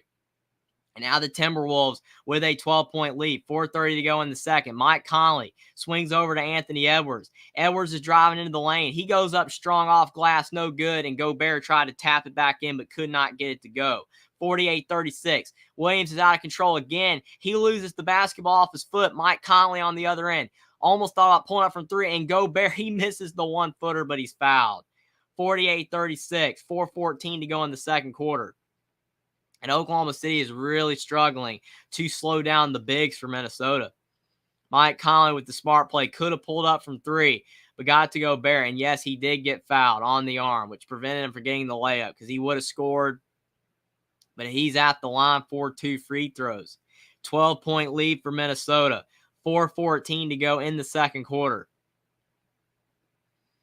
And the Oklahoma City coach, Mark Dienault, trying to figure it out, trying to get things figured out. Chris Finch for the Timberwolves, the head coach, I'm sure is very happy with the way his team is playing, up by 12. And Gobert misses the first. Sometimes he does struggle at the line. Gobert is a good player. He's a very good defender, and he has a lot of offensive skills down low, but his free throw shooting can be a bit spotty. He can knock him down, but he does struggle at times. 4:14 to go in the second quarter, and Gobert will have another free throw. They're trying to fix Jalen Williams' shoe on the sideline. Gobert, his second free throw is no good as well. He missed them both. So he's 2 of 4 at the line. And Gilgeous-Alexander's 3 fouls. He can't pick up a fourth before the half. He has 6 points. Gilgeous-Alexander could have had a push off there. He's flirting with that fourth foul potentially, but they didn't call it. And he does get the step back 2 to drop. 48-38. Nice play, but you don't want to pick up another foul. 3:50 to go in the second quarter. Timberwolves up 10. Mike Conley with the basketball. He almost falls and slips, but he keeps his dribble, does not lose the basketball, swings to Anthony Edwards. Edwards is trying to make a play. He does a step back 2, and Anthony Edwards is short. Not his best play there. Probably needs to try to get in the paint again if he can. Gilgeous-Alexander, he thought about the step back 2. Swings to Jalen Williams, back to Gilgeous-Alexander, being guarded by his cousin, Nickeil Alexander-Walker. Shai Gilgeous-Alexander into the lane. Goes up strong for 2, and it goes in and out. He's had several plays that have done that. Several shots that have gone in and out. And it's off the Thunder. And it will be Minnesota basketball with a 10-point lead. And in the closing minutes of the second quarter, there's 3:19 to go in the second. And Minnesota has played really well in this second half. I think they're working on Jalen Williams' leg. It looks like he might have got banged up a bit. They're working on his back ankle. They have the vibrator thing to be able to work out the muscles to try to help him out. But now it's into Kyle Anderson in the corner, and Anderson's 3 goes in and out. Nice look with his slow release, but could not get it to drop. Thunder down by 10. Need offense. They need offense really badly. Lagoons Dort, he's been quiet since the first quarter. He has the ball at the top of the key. He's driving into the lane, and he cannot get the layup to fall. Nickeil Alexander-Walker with the rebound. He swings over to Conley. Nice play there. Mike Conley over to Kyle Anderson to Rudy Gobert for the dunk. 50-38. 2:30 to go in the second quarter. And the Timberwolves fans are on their feet. No timeout from the Thunder. Gilgeous-Alexander swings to Josh Giddey. Giddey takes the 2, but he gets blocked by Mike Conley. And Conley's saying some words to Giddey. And Jalen Williams, he shoots the 3. Jalen Williams from Arkansas this time. 50-41. Nice play there. 2:10 to go in the second quarter. And Anthony Edwards with the basketball. He's had a solid game. He's playing better than he did against the Lakers, but still struggling a bit overall. Nickeil Alexander-Walker in the corner, and his 3 is no good. The Thunder only down 9 with the ball. They can cut this and get the lead down. Giddey with the ball to Dort, and Dort's shot drops in, out, and in. 50-43. Beautiful pass, beautiful reverse layup by Lagoons Dort for his first score in a while. 1:40 to go in the second quarter. Giddey only has 2 points, but he has 4 boards and 2 assists. Anthony Edwards in the corner. Kicks to Nickeil Alexander-Walker, and his 3 is off again. But Gobert with the rebound. Gobert misses the 1-foot shot. He had it again, but Gobert couldn't get it to fall. Dort with the board. Gilgeous-Alexander goes up strong. His shot's no good. Had a great look. Kyle Anderson down the floor. He swings to Nickeil Alexander-Walker. What an alley-oop play there. Down the floor, and Alexander-Walker lays it in. 52-43. 1 to go in the second. 9-point deficit for the Thunder. Giddey with the ball. He has really had some struggles with the defensive pressure that the Timberwolves have put on him. Not had the game he had against the Lakers. Jalen Williams to Gilgeous-Alexander. Alexander almost loses the basketball, but he does keep it, and I think there might have been a foul there, or maybe potentially a kick ball. So it will stay Thunder basketball. But Kyle Anderson, what a pass to Nickeil Alexander-Walker. It was a perfect pass. It was almost a football-like pass. bounced it across the floor. That was a great play. Kyle Anderson has 11 points and 2 assists. He's having a solid game. And Dort, he has the ball, but I think there might be another foul on the Timberwolves. Two fouls in a row in the last 5 seconds. Maybe trying to slow the Thunder down potentially. I don't know if they're fouling on purpose, but not smart because now Gilgeous-Alexander will be shooting free throws. And Gilgeous-Alexander is a great free throw shooter. He can knock him down. 47 seconds left in the second quarter. And Gilgeous-Alexander, his first free throw is good. It's 52-44. 8-point deficit for the Thunder. And Gilgeous-Alexander will have another free throw. It's up, and it's good. Very solid free throw shooter. Only a 7-point deficit. If Minnesota misses on this play and the Thunder score again, they're right where you want to be, only down by 5 or 4. The Thunder have been outplayed most of this first half, but they're hanging around. That's a great sign for the Thunder. Mike Conley, he goes up strong, though, into the lane, and that's a great play by Mike Conley, the veteran. 54-45. That's a really good shot. And now you've got Shai Gilgeous-Alexander driving into the lane, and he misses again. But then you've got a dunk by Aaron Wiggins. Very smart play by Wiggins to get the offensive rebound, and he dunks it home. It's 54-47.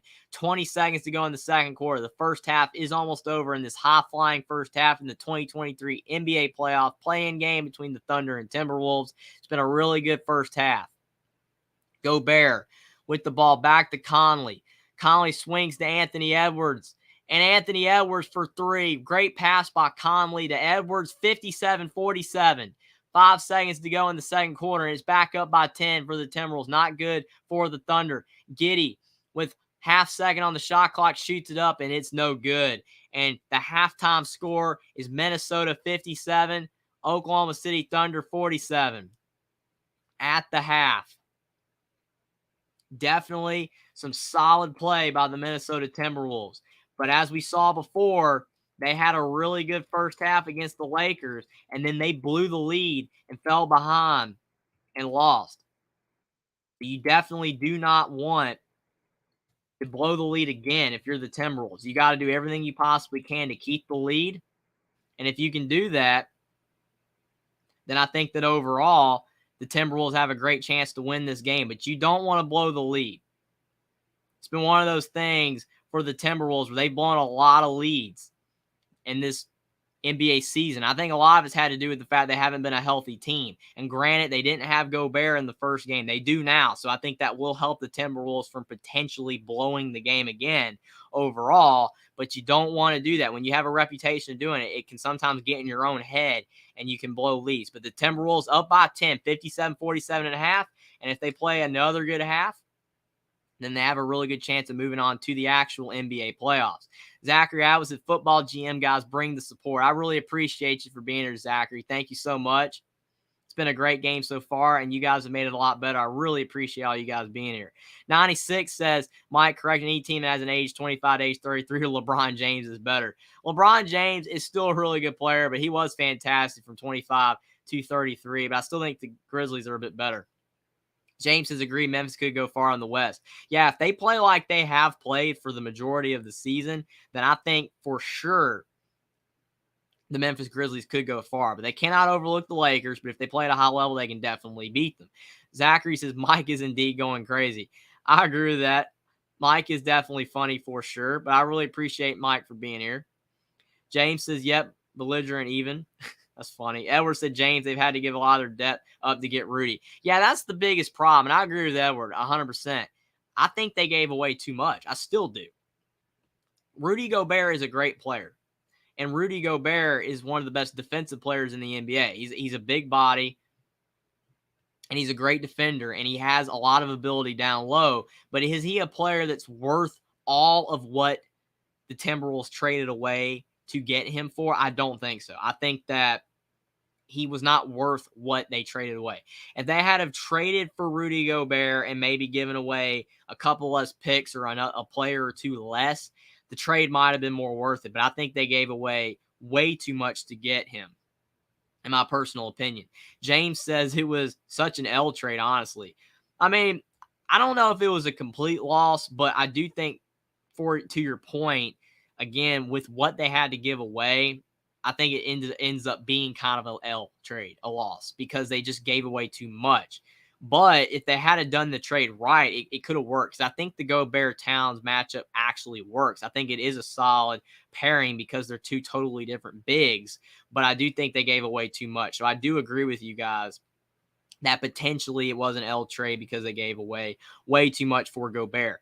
Edwards said it was a great trade for the Jazz. And yeah, they've traded, and the Jazz have traded away some of what they got from that trade to other teams. It really seems like the Jazz are going full on tank mode. And I mean, in a way, sometimes tank is not bad, and they really haven't tanked completely. It's not like they're one of the worst teams in the NBA. There's worse teams, but it's weird what the Jazz are doing. It's going to be interesting to see what happens ever since Quinn Snyder was at the end of his coaching career there. And then, with getting rid of Gobert and then Donovan Mitchell, and now he's with the Hawks. It's very interesting what's going on all around with the Jazz, but I'm sure they'll eventually get back on track. But it was a good trade for them. All the players and picks they got, the picks will be very useful that they got from the Timberwolves.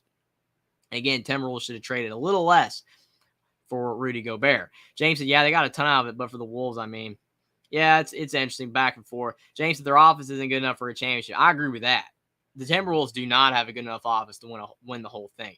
I don't think the Heat do. The way the Heat are playing right now, they don't. It's weird because the Heat, like I said before, the year before, were a great offensive team, but they've regressed in that regard. Looking at the Timberwolves, though, the Timberwolves definitely have, good offensive players with Towns and Edwards.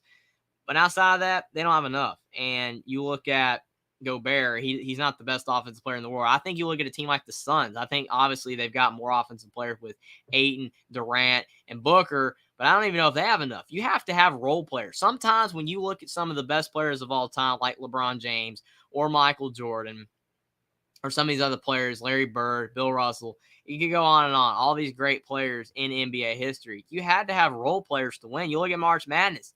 Kansas doesn't beat North Carolina in the national championship game the year before this past season if Remy Martin doesn't come off the bench and have like 19 points. Remy Martin's why they won the game, and Remy Martin was a backup point guard. Sometimes the bench matters. Sometimes your role players matter when they step up in big games. The stars are the stars.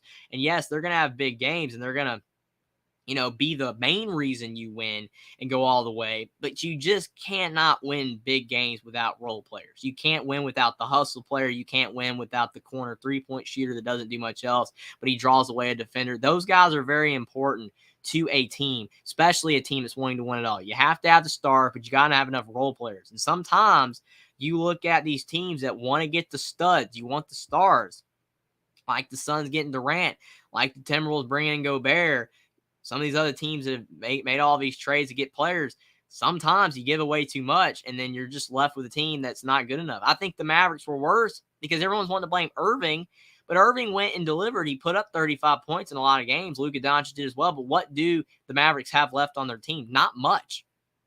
The Mavericks had a lot more depth, and they had more good players on the team besides Doncic, and they were more balanced. No, they didn't have another star besides Doncic, but they were way more of a team. They had more of a team basketball, team overall. They had a team, basically was very good sharing the ball. The right words that are not coming to me for sure with the team part, but what they had was a cohesive team. There you go. They had a cohesive team full of players that all played well at the same time. They had multiple players that could score points, that it took the pressure off Luka Doncic. You bring in Irving and you think, well, Irving's going to take the pressure off Luka Doncic, but all it does is put more pressure on both of them because you don't have any role players anymore. You don't have players that can score on their own anymore, and they're all relying on the two stars. You don't have that at the Mavericks anymore. You did before when you had players like Spencer Dinwiddie that you traded away. I think that overall the Mavericks got worse because of the fact that even though you might have gained another star with Kyrie Irving and Luka Doncic, unfortunately overall, the Mavericks are a worse team now because now you have two stars, but you don't have anything else. And I think the Suns are a great team, but I don't think they have much else besides what they have. You have to have a cohesive team. You have to have a balanced team. That's the key word right there, a balanced team that has tons of players that can provide offense. And if you don't have a balanced team, you're not going to be able to win for sure. You just can't have stars. Stars are important, but you need balance. And I think the Warriors have had a lot of balance. They have players like Draymond Green. They have players like Andrew Wiggins. It's not just Curry and Clay. It's very important to have role players. Kevon Looney does big things for the Warriors. You got to have role players if you want to win the whole entire thing. The stars aren't the only thing you need. Jeff says the Timberwolves are smoking. Yeah, they're playing some great basketball, and the Thunder are going to have to find a way to slow it down, or they're not going to have any shot. I'm really liking the way the Timberwolves are playing for sure. James says, like if they played Denver, Jokic would expose Towns. Yeah, that's true. Talking about Towns' defense, but even looking at the Nuggets, why were the Nuggets good this year? I'm not saying they're going to win it all, but Jamal Murray and Nikola Jokic for the longest time were the only two good players. Well, now they got Aaron Gordon. Aaron Gordon's playing great. They got more players that are contributing now. I think that's key. I think it's helping the Nuggets. I don't know if they're going to win it all. I don't know if they have enough to win it all, but they were a great team this year because they have a lot of good players for sure. Edward says, yeah, but that's what happens when you trade with Danny Ainge. Yeah, Danny Ainge is gonna win. To your point, you look at Danny Ainge of the Celtics, still shocked that he gave up his position there for Brad Stevens. But looking at Danny Ainge, he wins in trades. And you look at Danny Ainge of the Jazz, he wins in trades yet again, and he exposed the Timberwolves there in that trade. James says Brad Stevens is a great GM. I think so far he's done a good job. I mean, with the Celtics have just done a fantastic job in the draft. They've done a fantastic job in the trades. You look at what they got for Malcolm Brogdon. They traded for Malcolm Brogdon, and they gave away all of their bench and a couple picks. They gave away nothing in exchange for Brogdon, whereas the Timberwolves gave it all away for Gobert. It's just one of those things where you got to find a way to be able to trade right. You got to be able to get the right players for your team, and you got to be able to trade away what's not super important from your team away. The Mavericks lost trade with Irving. Timberwolves, an L trade with Gobert. With the Celtics trading Derek White, and they trading for Derek White, and they traded away Josh Richardson and Romeo Langford and like a couple draft picks for him. Great trade. And then Malcolm Brogdon traded their whole bench that they had that year, like Aaron Nesmith and Jawan Morgan and some of those other guys and a couple picks. Great trade. You're trading away barely anything for those guys. And you're giving away a bunch of players, and you're like, wow, that's a great trade, but you're not giving away the good ones. You're not giving away the great players. The Celtics have done a fantastic job with that, and that's why they are one of the best teams in the NBA, because they're smart and they know how to trade with teams. And if you don't know how to trade with teams, you're just going to keep losing, aka the Mavericks, aka the Timberwolves, even though they're a bit better. Edward said Jokic doesn't play defense here, so Town can take advantage of his defense. Yeah, Jokic isn't – I don't think that was the greatest example. I think Jokic's offense would expose Towns, but I do think that Jokic isn't like the greatest defender in the world, so Towns could. You know, I think they're both very similar in the fact they're not the greatest defenders. I think Jokic can defend, but someone like Giannis Antetokounmpo or Joel Embiid are much better defenders for sure. Nikola Jokic isn't the best defender, and neither is Towns, but it is what it is. James said Jokic's offense can will them to a win, though. Towns isn't like that anymore. That's a good point. I think Towns still is very capable. I mean, we saw what he has done so far in this first, half. He's played well. He's still very dominant. I agree. Nikola Jokic is so much more dominant. And the key that makes Jokic so great, and one of the most underrated part of his game is the passing. He gets triple doubles all the time because he's a great passer. He sets up the team. He's almost like the de facto point guard, even though he's the 7-footer. He passes at an elite level for a guy his size. That's why he's so dangerous. That's why he does such a great job overall, because he's not a one-dimensional player. He's not even a two-dimensional player. He's a three-dimensional player. The only thing that's not that great about him is his defense. If he was great at defense, he'd be almost unstoppable because he's great at everything else. So I think that everybody has to have some weakness in their game.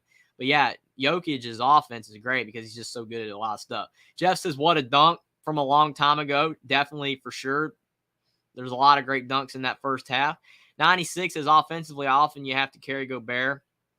Great half by my Timberwolves. Yeah, they played really good 96, and there's a great chance that they could win if they keep it up. But to your point, yes, you have to carry Gobert. Towns has to carry Gobert.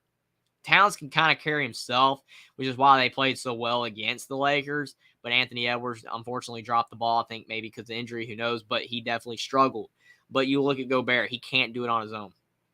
I think that's why the Jazz could never win, because of the fact you had Mitchell and you had Gobert, but you just didn't have much else. Same thing. You have to have more than 1 or 2 stars, and you still need role players to be a great team.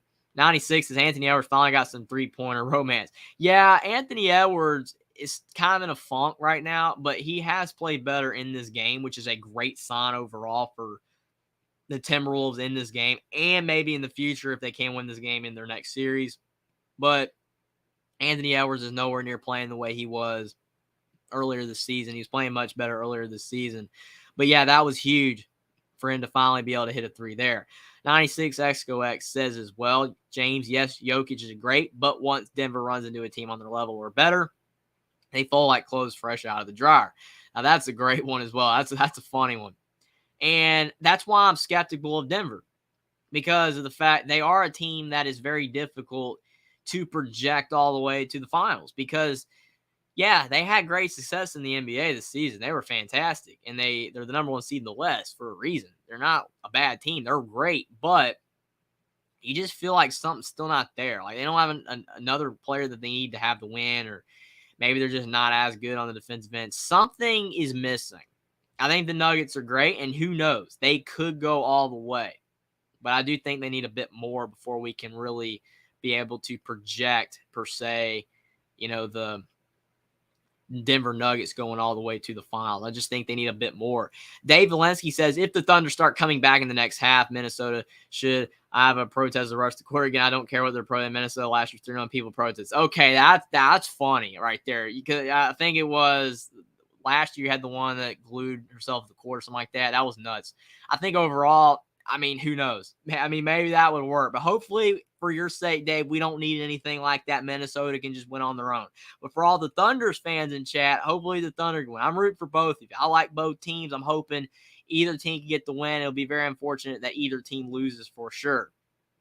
But it's been a really good game. James says, I don't know, bro. I like their odds late in the playoffs. To be honest, health issues have killed them in the playoffs in the last few years. But this year, we'll have to see. Yeah, it's going to be interesting. It's going to be really interesting. The Nuggets are a good team. I think the Nuggets have a lot of potential, but yeah, a lot of people are doubting them for sure. Buckeye Mike, he says, Star stepping up with role players pulling their part of the read, UConn beat San Diego State in a landslide. Well, you think about it. To your point there, San Diego State was a team that had a bunch of, talent, but they had role players talent. It wasn't like star talent. It was role player talent.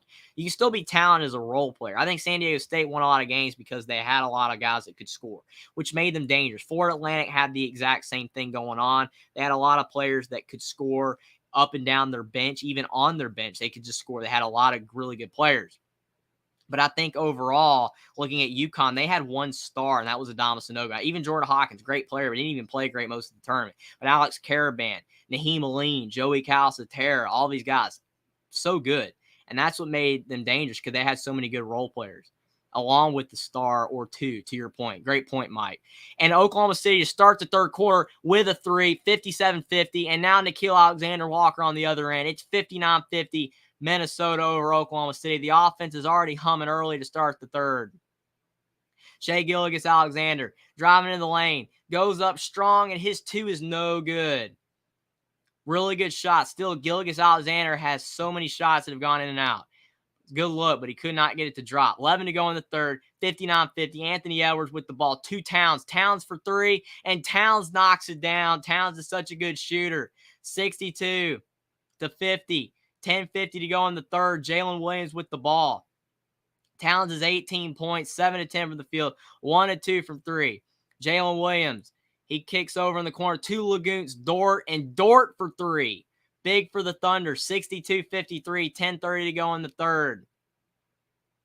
That is huge for Oklahoma City to see Dort get another shot to fall. When he's engaged and he's making shots, he is deadly from 3.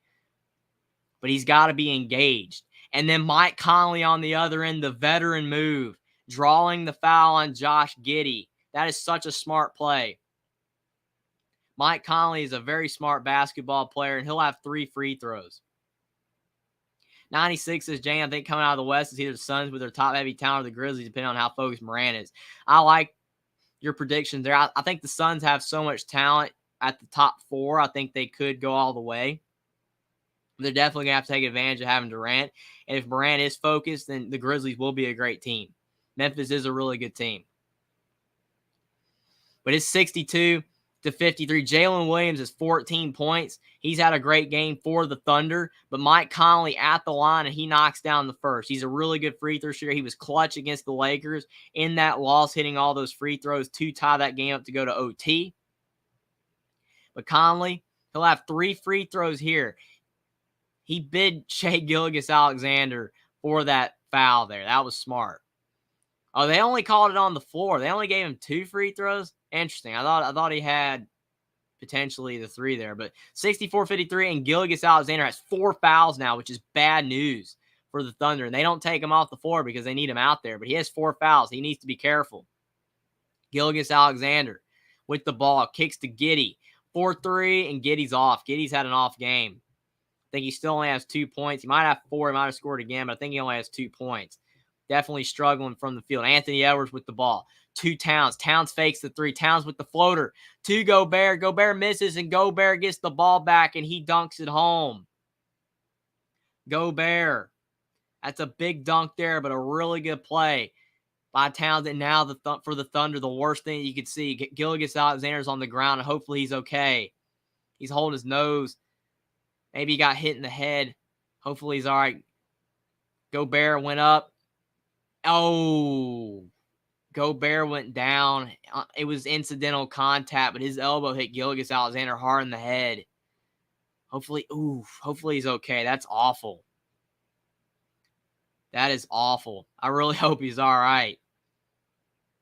And I hope he didn't break any teeth or anything like that. But he's on the ground, and hopefully he'll be able to play for the Thunder. That would be the worst possible thing that could happen to him, but hopefully he's okay. Buckeye Mike's is the West step this year for a lower seed to win the West.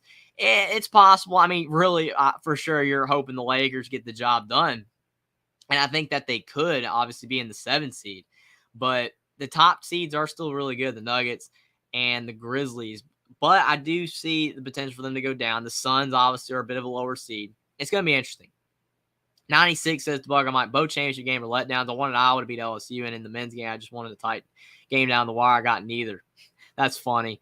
Well, unfortunately, in these big games like this, you definitely sometimes want something to happen and you can't get it to happen, but it definitely is what it is. I think overall, especially the men's game, it was pretty close until the end. But yeah, you definitely want it to be down the wire. In the women's game, it is what it is with that overall, but very interesting. Mike says my point still stands. Mike is definitely very adamant on the lower seed winning it, for sure.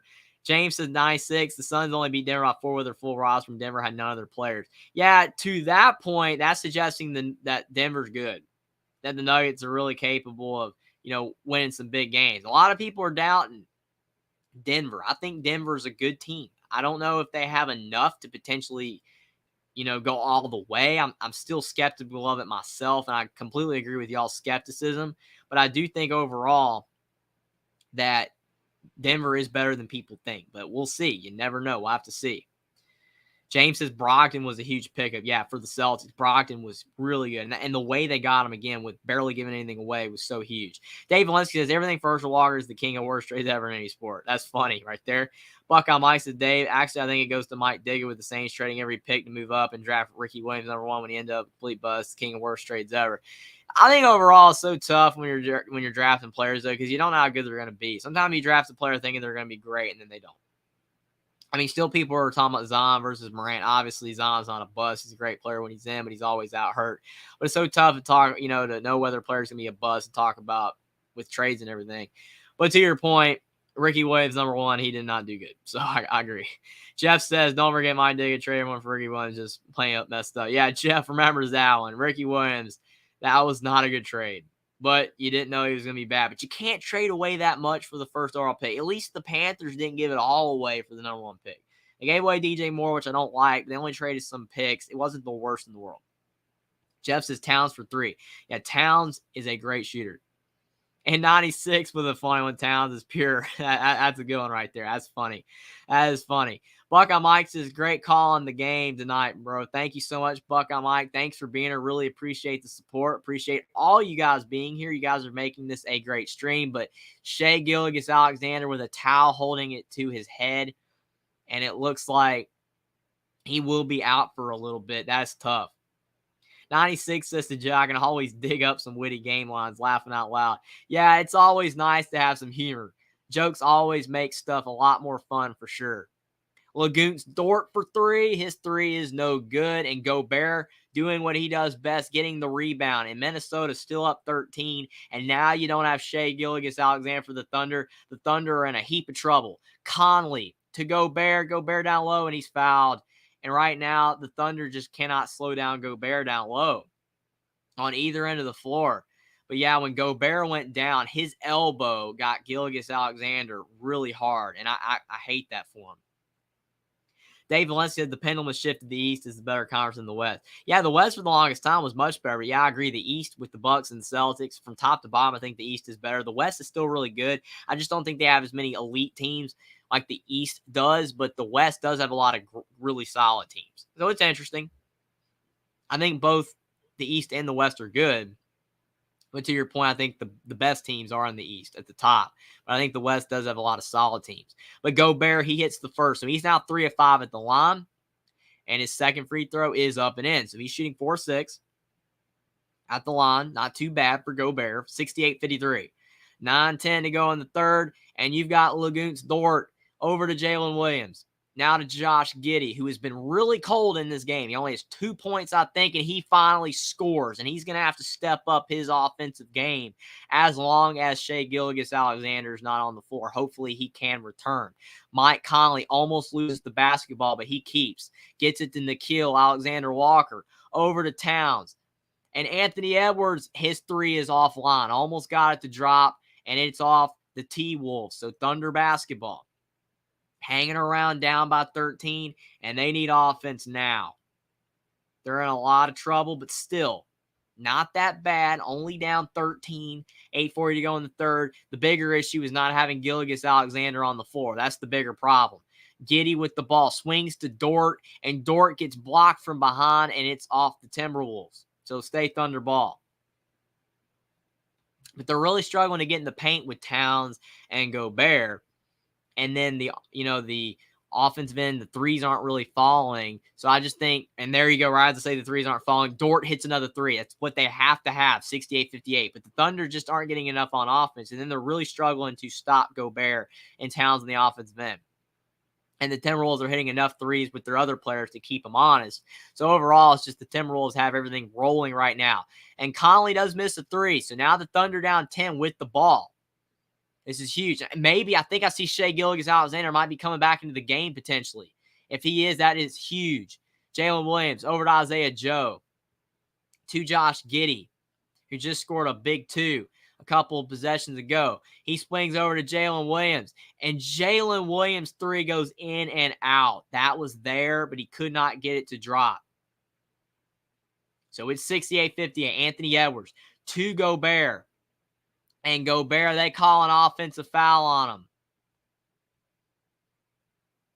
So Gobert with the foul, and Gilgeous-Alexander now will re-enter the basketball game. And he has a big cut below his eye. Thankfully for him, he did not get hit in the eye because that would have been awful for him. But he's got a big cut below his eye. You can tell he is in a lot of pain, but he is a warrior out there. He might not be on the Warriors, but Shai Gilgeous-Alexander is a warrior being out there on the floor as of this point. And you've got Josh Giddey taking contact, driving in the lane. I think he will have a couple free throws. So this is great for the Thunder, being able to hang around in this game. When Gilgeous-Alexander went out, now he's back in the game, and they're only down by 10, and now Giddey can cut this thing down to 8. His first free throw is up with 7:34 to go in the third, and it's in. 9-point game, 68-59. Man, Gilgeous-Alexander, that's a deep cut. Really hate that for him. That's awful. Hopefully he will be okay and it will be able to heal soon, but that is awful. It's awesome for him being out there, though, for his team. 68-60, and it's a 7-0 run for the Thunder after Giddey hits both free throws. 7:30 to go in the third. Nickeil Alexander-Walker over to Mike Conley. Over to Towns. Towns to Gobert, and yet again, not able to stop the bigs are the Thunder. They just cannot stop Gobert. He's just too big down there. 70-60. Gobert with 10 and 8. Jalen Williams for three. It's no good. And Towns with the board. Conley loses the basketball, though. Towns trying to get it to him really quick, and he loses it. So a turnover there. Jalen Williams for two, and that was a very unnecessary turnover there. That could be a play that the Timberwolves have to remember if we get down to a close game. That was a big turnover. 70-62. Conley with the ball. He's driving and kicks in the corner to Alexander Walker. Now Towns is driving into the lane, and Towns for two and one. What a good play by Towns. 72-62. 6:44 to go in the third quarter. And Towns drove into the lane, and Jalen Williams took a lot of contact. But it was to the side. Towns went over to the side and got the and one. That's a really good play by Towns. Can he finish the three-point play? He is a really good free throw shooter. I think he's hit all of his free throws today, so there's a really good chance that he will be able to complete the three-point play. He's at the line. He does take a little while at the line to size it up, and his free throw is up, and it is short, but it goes in. He thought he missed it, but he got it to drop. Still perfect at the stripe. 73-62, and Towns with 21 and 7, having a really good game tonight. Giddey with the ball. Giddey loses it, but he gets it back. Nickeil Alexander-Walker almost had the steal. Now Gilgeous-Alexander, he has the basketball, trying to make a play. He drives, kicks to Giddey, and Giddey misses the three. Anthony Edwards with the rebound. He almost loses it, but Nickeil Alexander-Walker does end up with it. Towns thought about the three. Towns is driving, and yet again, taking a lot of contact with Jalen Williams, and another and one for Towns. Towns is starting to dominate. He's got 23. And Towns is showing his dominance yet again. He's still a really good basketball player. That is a great drive by Towns. Takes the ball from the top of the key and drives in, takes contact, and lays it in. Man, what a play by Karl Anthony Towns. And the lead is starting to balloon again for the Timberwolves. The Thunder really need some stops. They had it down to under 10, but now it's back up to 13 for Minnesota. It's 75-62, and Towns hits the free throw. 76-62. 6:08 to go in the third. And what a third quarter by Cat. He's playing great. Gilgeous-Alexander has the basketball, swings over to Isaiah Joe. The Thunder are down by 14, and they need points now again. Giddey drives, and he cannot hit the layup. Timberwolves ball. Anthony Edwards with it. He's been silent for a while, but he hasn't had to do much because his teammates are doing such a great job. Anthony Edwards still has the basketball. Swings to Taurean Prince is in the game. Kyle Anderson swings over to Towns, and Towns misses the three. It looked good, but it was a little strong. Jalen Williams with the ball. Gives it to Giddey for the Thunder. Giddey swings in the corner to Isaiah Joe. Now to Lagunt's Dort three, and Dort's three is off. And Edwards with the rebound. Oklahoma City can't buy a bucket. And Anthony Edwards with the ball at the top of the key, being guarded by Jalen Williams. He tried to get it to Towns, but I think they called off a Dort out of bounds. So potentially it was almost a turnover. But still, the ball will be sticking with the Thunder. Man, right now this game is going the wrong way overall, though. The Timberwolves are starting to dominate this game. Things are not looking good at all. Kyle Anderson with the ball for the Timberwolves. 6 seconds on the shot clock. Anderson, he drives into the lane. He kicks out to Anthony Edwards. Over to Taurean Prince. And Prince for three. And the lead is now up to 17. And the Thunder need a TO. 4:54 to go in the third quarter. And it's 79-62. And right when Shai Gilgeous-Alexander re-entered the game, things started to fall apart again. The Timberwolves have ballooned the lead. It's 79-62, and they're playing some great basketball. Dave Valensky says, I work at the University of Minnesota. I'm at a really tall building right now looking out to downtown. Everything is in T-Wolves colors today. Yeah, for sure, and they should be because they're playing some great basketball, and Minnesota wants their team to be in the actual playoffs, and it's looking good for them as of this point. What a game by Towns. Gobert's playing well in his return. Edwards has done some solid things, and things are looking great for Minnesota because of the fact the Thunder just can't get any offense going. 96 says, OTS, I thought the Thunder would really be giving us a war tonight. They seem either winning or showing their youth more so. Yeah, I think it probably is more fatigue, to be honest. And then you have Gilgeous-Alexander getting banged up, which is really tough. I just think overall they're just struggling. I mean, their youth, that could be a factor, but they play really good against the Pelicans. I don't know. It's one of those things where it could be a combination of both, but I do think fatigue is playing a problem, and the Timberwolves are just such a big team. They have so many tall players, and they're just out-rebounding the Thunder. I just think the Thunder have a size disadvantage. They just don't have many good matchups in this game. I think the guards can outplay the Timberwolves, but the guards are struggling. Giddey's not having a good game, and then you have Gilgeous-Alexander's playing solid, but he gets banged up. It's just not looking that great for the Thunder. I think that the length of the Timberwolves is bothering them for sure. 96 says, Dave is a Wolves fan. I can tell you this fan base in the Minneapolis public is starved for some kind of consistent success. Yeah, you want to win. I mean, the Vikings are up and down, and the Twins are up and down in the MLB, and then the Timberwolves have been bad for a long time, but they're getting there. They're getting better. Are they going to be a championship level team anytime soon? Maybe not, but you just want to have success. You want to be able to say you're a good team. I think the Timberwolves are trending in that direction. But yes, Minnesota wants success, Minneapolis specifically, and they're starting to get some of it, so it's really nice to see. 96 says, Shai Gilgeous-Alexander should have a butterfly band or two on. I didn't know you could play with an open wound. That's unsafe, right? Yeah, that's a good point. I actually thought about that when they were showing him. Like, yeah, you think there would be something covering that up. I mean, he's not really bleeding per se, but you don't want that open like that. I completely agree with you. You probably should have something covering it up, but we'll see if something is done about that, but it's not looking like it.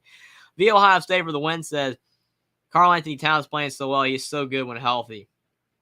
Yeah, for sure. Obviously, Karl-Anthony Towns is a player that a lot of people have forgotten about when talking about great players because he's been hurt a lot, specifically this season.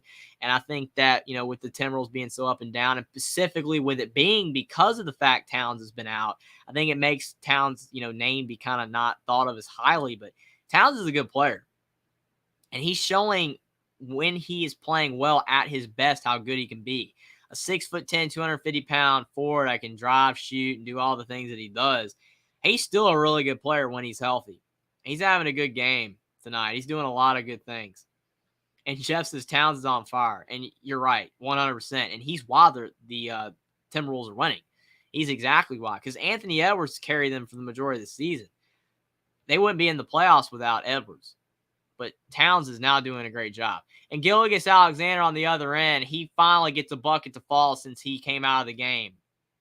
And that cuts the deficit for the Thunder to 15. It's 79-64, 4:30 to go in the third. But Towns is playing great. And if it continues for the Timberwolves with Towns playing this well, I don't know if the Thunder can come back.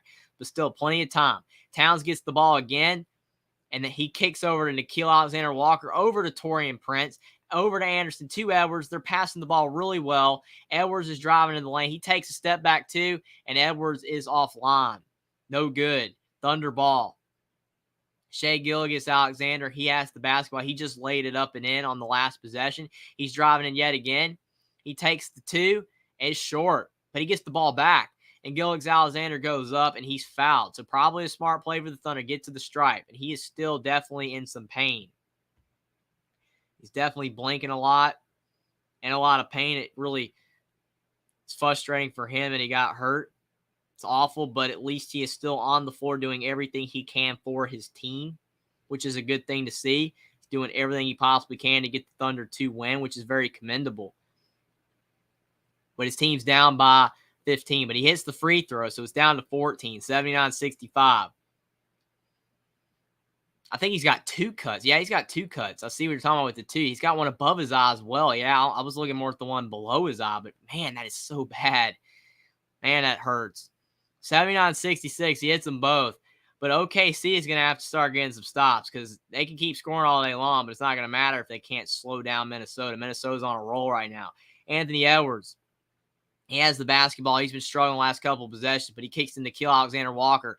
And Alexander Walker misses the shot. But Towns with the offensive rebound, and he lays it in. He's up to 26 points, 81-66. And Towns looks like he's going to single-handedly, it feels like, carry them to the playoffs if he keeps up this performance. He's almost got a double-double.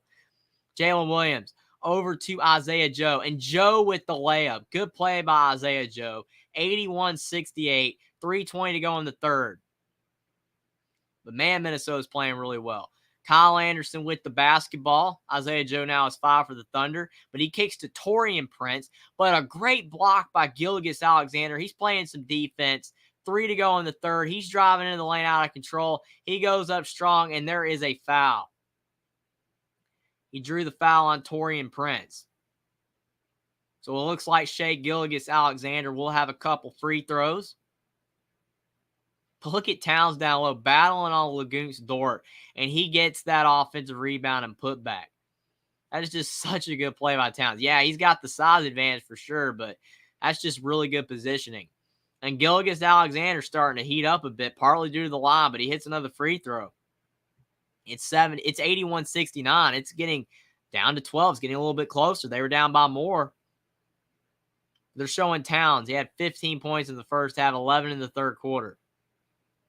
4 or 5 from the field. He's playing really well. And Gilgeous-Alexander, his second free throw is up and in. 81-70. So it's an 11-point game. Thunder still hanging around, not out of it yet. And Alexander is 16 points, 5 boards, 3 blocks. So he's having a pretty solid game.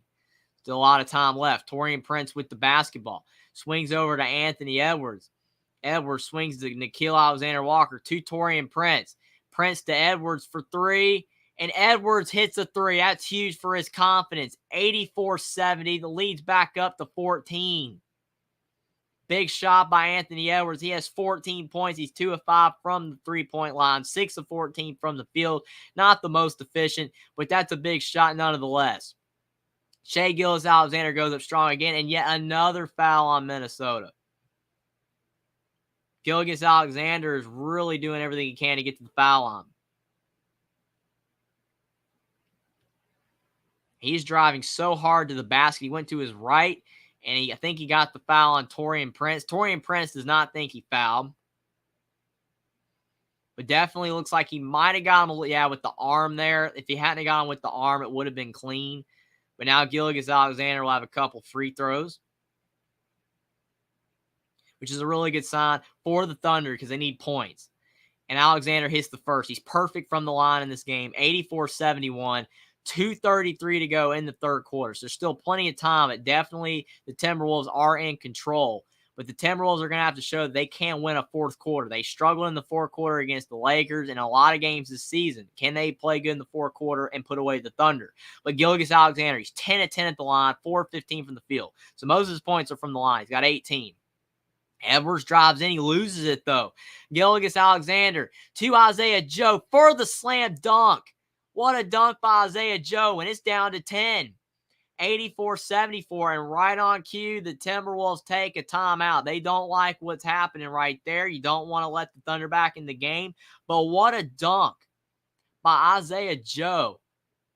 Great assist by Gilgeous-Alexander, and the Thunder are not going away. 84-74.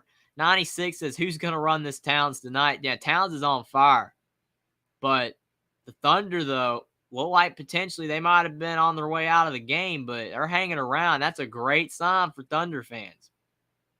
I think overall, looking at this game, again, the Timberwolves have dominated for the most part, but the Thunder have done enough just to hang around. Like when Gilgeous-Alexander got hit in the head and he had to go out of the game, they stuck around. They did everything they possibly could to hang around in the game. And now, they started to get down again, but now Gilgeous-Alexander got to the foul line, hit some free throws, and now they're hanging around yet again. They're just hanging in there, keeping it around 10-12. Now, obviously, if the Thunder want to win, they got to get the deficit down and try to take the lead, but you have to be in the game to have a chance. If you're not in the game, you're not going to have any shot. If you're down by 20-22, it's over. But they're hanging around, doing everything they possibly can to win this game, and I think that they're still within striking distance. And that's going to really bode well overall in this fourth quarter for the Thunder if the Timberwolves have yet another collapse that they've had plenty of this season. They've collapsed a lot in the fourth quarter. It's very possible it could happen again, but the Thunder are going to have to find a way to slow the Timberwolves down. The Timberwolves have been really good in this game, but the loser will be eliminated. The winner will face the 1 seed Denver Nuggets, which will be a tough matchup for either team. But obviously, if you're in the playoffs, you have a chance. So both these teams want the win to avoid being eliminated. 2:10 to go in the third quarter. Mike Conley, the veteran with the ball at the Timberwolves logo, he's trying to make a move. Swings it to Taurean Prince in the corner, and Taurean Prince for three. 87-74. Taurean Prince has really been struggling in this game, but he hits a big shot in the corner there, and now the Timberwolves are back up by 13. Gilgeous-Alexander's been driving and getting to the line. He goes up again, and he misses this time, but they call another foul, and I'm thinking that the Timberwolves are getting really frustrated with Gilgeous-Alexander in this game. He keeps driving in, and he keeps drawing contact. I don't know if that's a foul. I really don't. I think Taurean Prince, maybe the body, but he went up. I don't know. That's close. But Gilgeous-Alexander might have 20-something free throws in this game at this rate. He's at the line again, 87-75. Thunder have 3 timeouts. Timberwolves have 4 timeouts left in this game. But it's really interesting right now with the strategy of the Thunder and Gilgeous-Alexander just going into the lane, drawing contact, and getting some free throws. It seems like that's the only strategy they have right now because they're not hitting a lot of shots. And Gilgeous-Alexander's delivering at the stripe. He's hit them all. He's 12 of 12. 87-76. Minnesota up by 11. 1:40 to go in the third. And Mike Conley has the basketball again, swings over to Kyle Anderson. And he gets it to Anthony Edwards. Edwards goes up strong, and Edwards lays it in. And Edwards is playing fairly solid in this third quarter. And a steal, Nickeil Alexander-Walker stole it from the Thunder, and he kicks it to Anthony Edwards for 3, and suddenly the lead's back up to 16. What a play by Minnesota. Never give up on a play. The Thunder were sloppy. They stole it, and Anthony Edwards with a 3, and Edwards is playing some really good basketball. Gilgeous-Alexander misses 2 layups. But then finally, the Thunder get a rebound. An offensive rebound, and they lay it in 92-78. The Thunder are really in danger of falling behind too much again in this game. The Timberwolves blew it open there. They were up by 16. Now it's down to 14. But now Gobert is fouled, and he can increase the lead again. That was a fantastic little run there. Edwards, what a layup there. And then Dort tried to get the ball to Gilgeous-Alexander, and he was sloppy. And Nickeil Alexander-Walker kicked to Anthony Edwards, and he had a 3. And that has to be huge for Anthony Edwards' confidence. Anthony Edwards has really been struggling. That could be a big confidence booster for him. And things are looking really good again for the Timberwolves, now back up by 14. And Rudy Gobert just airballed a free throw. Gobert goes up to the stripe and just airballs it. Edwards has 19 points, though, for Minnesota. That's huge, but what a bad free throw by Rudy Gobert. See if he can hit the second one. But it's 92-78, 51 seconds left in the third quarter, and Gobert with the second free throw is up. Will he airball this one or make it? He knocks it down. 93-78, 15-point lead for the Timberwolves. Are they up by enough where they can avoid a fourth quarter collapse? Who knows? But Anthony Edwards is a big reason why the Timberwolves are having a great game. He's got 19 points. Towns is playing well. It's been a really good game by a lot of players for the Timberwolves. Shai Gilgeous-Alexander banged up and injured. Kicks to Dort. Now it's over to Isaiah Joe for 3, and Joe's 3's off. And Conley with the rebound. 25 seconds left in the third. They kick to Gobert. Gobert loses the basketball. He put it on the deck at the worst time, but Gobert gets it back. He's going behind back, and he lays it in. 95-78, and the Timberwolves are now out hustling the Thunder, and the Thunder making a lot of mistakes. They can't even hold on to the basketball at times. What a play. And the Timberwolves, after Gobert's layup, is up by 17. 3 seconds to go in the third. Gilgeous-Alexander goes up, and it's a steal. And our third quarter ends at 95-78 Minnesota, and things are looking great for the Timberwolves. Obviously, there's still a lot of time. You can still collapse, potentially.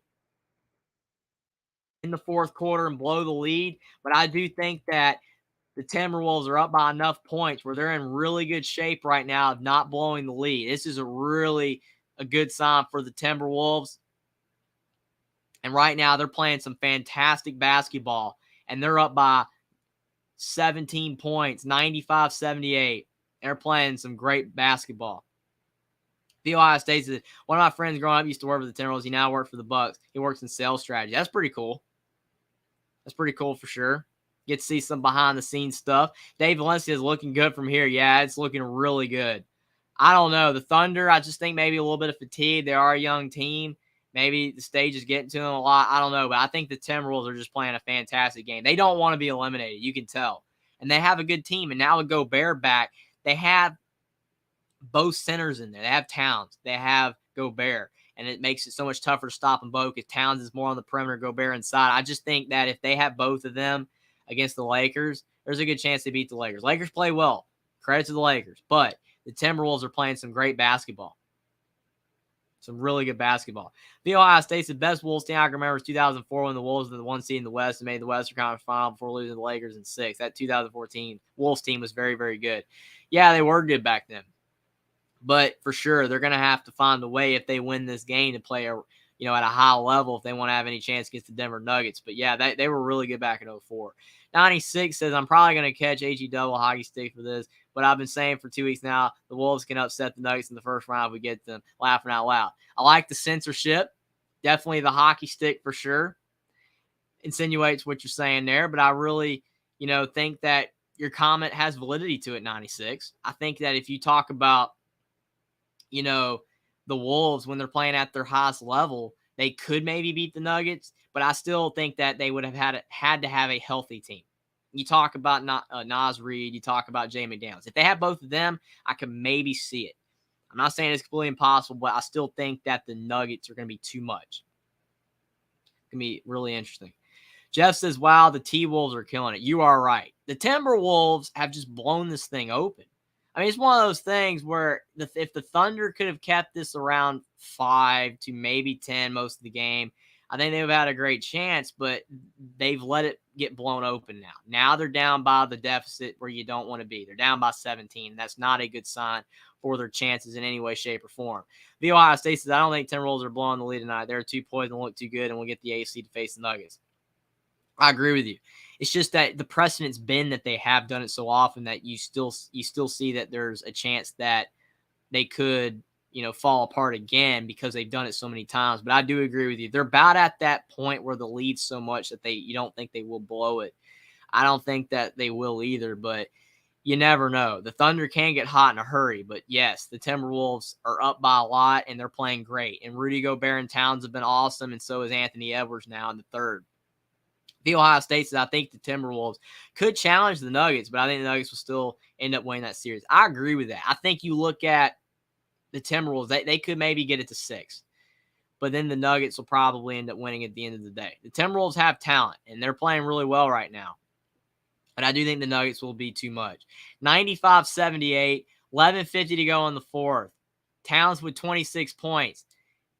4 quarters starting. Last chance for the Thunder to make a run, and it's going to have to be now. Kyle Anderson with the basketball for the Timberwolves. He goes up strong. His shot's no good, but Gobert with the rebound. And he is fouled. And yet again, the Thunder getting out-rebounded so much by Towns and Gobert. They can't get rebounds. The Timberwolves are doing a great job on the glass. And they should. They have the size advantage. But they're doing a great job. Connor Johnson, there's no way the T-Wolves beat the Nuggets. Thunder not out of this, y'all. He thinks the Thunder has a chance, and he's not confident in the Timberwolves. I don't think the Timberwolves will beat the Nuggets either, but I think they could make it competitive. And hopefully they do make it competitive. Gobert at the line, his first free throw is good, 96-78. Connor says blown open. He doesn't think it's over. He's really confident in the Thunder. But hopefully we have a fantastic finish. Maybe the Thunder can make it interesting. But Minnesota's playing great. And Gobert has 14 points. He's doing really good on the offensive and defensive glass, and it's 96-78. And he misses the second. So it's an 18-point lead for Minnesota. 11:30 to go in the fourth. 18-point lead for Minnesota. They've been dominating in the second half for sure. They've been playing great ball. Josh Giddey's been really silent for OKC. Good behind the back pass to Jalen Williams. Now over to the other Jalen Williams. Now back to Shai Gilgeous-Alexander. He kicks in the corner to Waters, and his three is blocked, but it goes back to the Thunder. And it's a shot clock violation. Things are not looking good for the Thunder. Dave said anybody can beat anybody in the Western Conference, question mark. I don't know. I agree with you. I think it's very possible that all the teams could be beat. It's a very deep conference. I don't think there's many elite teams, but I think there's a lot of competitive teams. So I agree that I think it's possible. Connor Johnson said Thunder are going to win, calling my shot. Connor Johnson's very confident with the Thunder. I like it. Hopefully it'll be a close finish, but it's not looking good again. Gobert with another score, and they can't stop Gobert. He's just too big. He has way too much size, and the Thunder can't slow him down. The Thunder's tallest player on the floor right now is like 6'10" with Jalen Williams, and he's way undersized. Barely looks 6'10", maybe 6'9", and Gobert's just big down there. And a turnover by Jalen Williams. Anthony Edwards steals it, and he's driving into the lane, and it's off Gobert. Edwards should have found a way to pull that back out. He got a little too aggressive. But when you're up 20 with 10 to go, probably not the best move there. Now the Thunder have the ball. Gilgeous-Alexander with it at the top of the key. He kicks to Josh Giddey. Giddey driving in, and Giddey misses. And then you have a Jalen Williams missed tip back there, and it's still a 20-point deficit. Now Minnesota, Anthony Edwards with the ball. The Timberwolves are on fire, up by 20, 10 to go.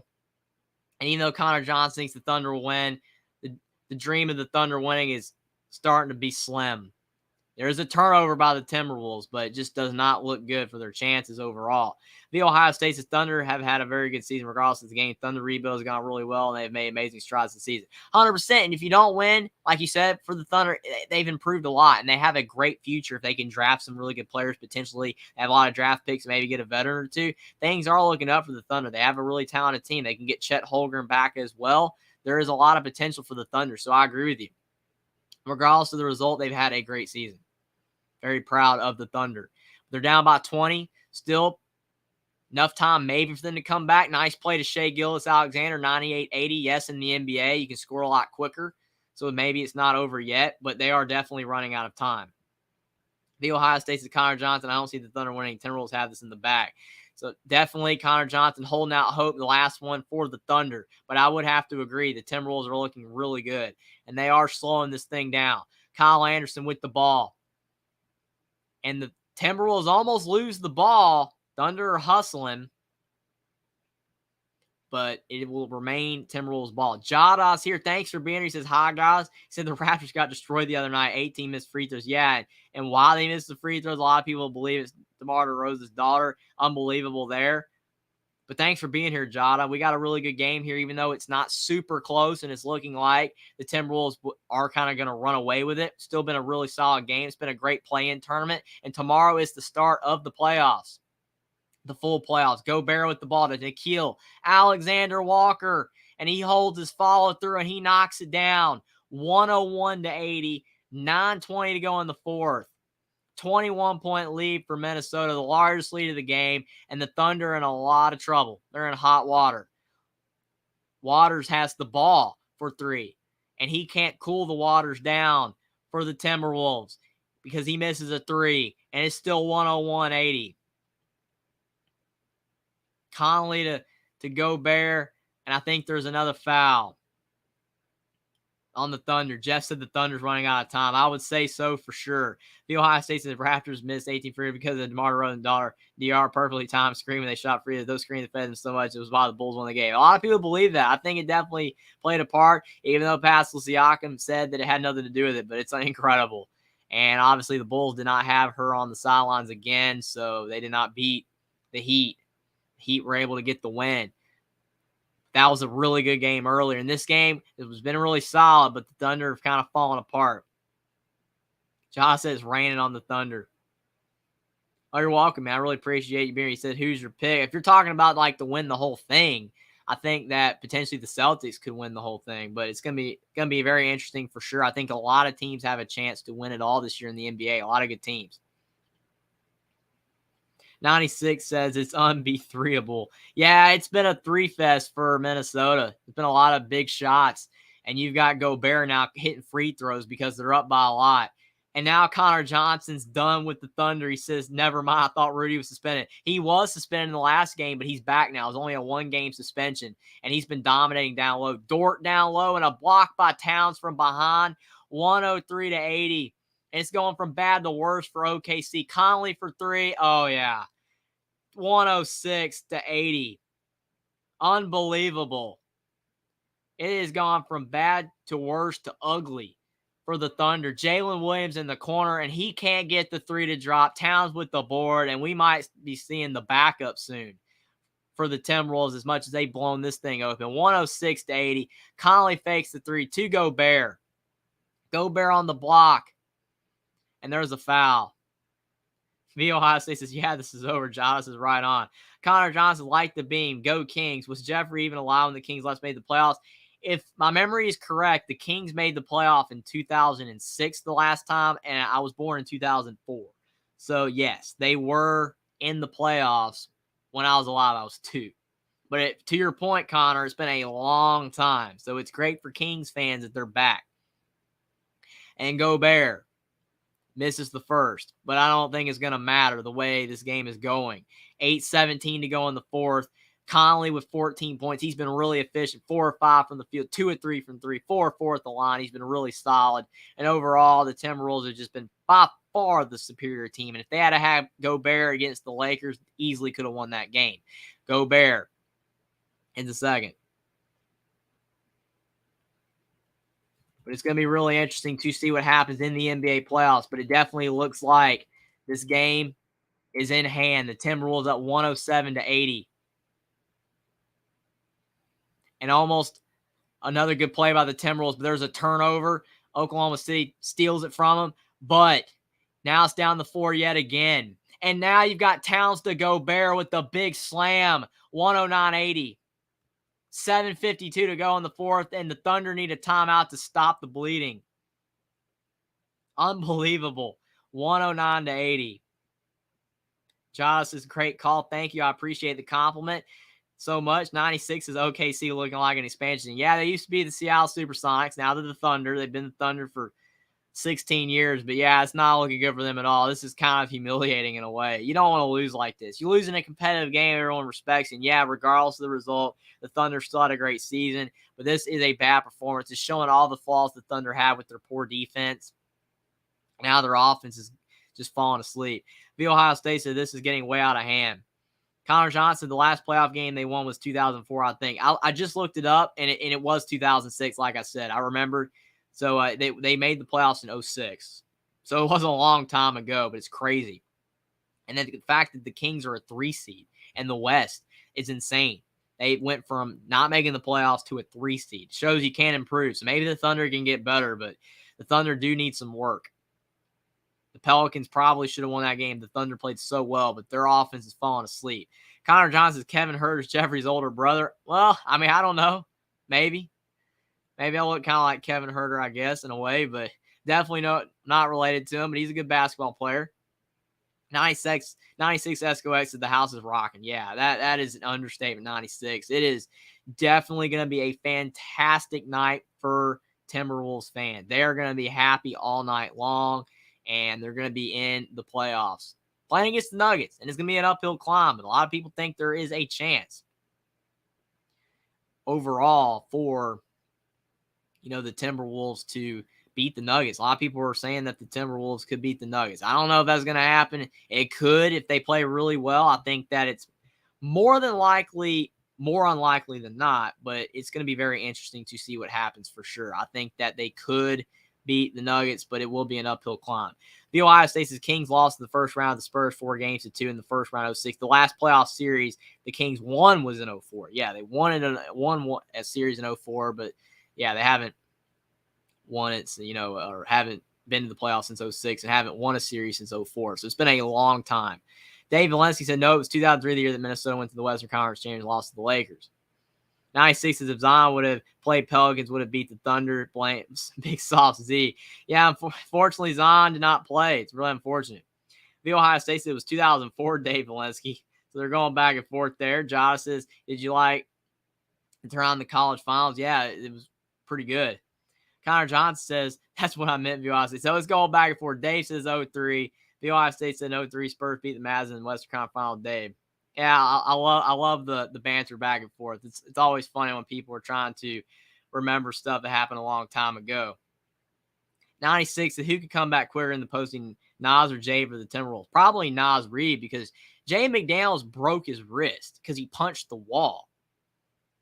I think that overall, probably Nas Reed. I don't know the extent of his injury, but I would assume it's probably him because of the fact that Jay McDaniels really messed up when he punched the wall. He definitely shouldn't have done that, but it is what it is. You got to, unfortunately, live with the mistake you made. He punched the wall over the incident, but I would say probably Nas Reed.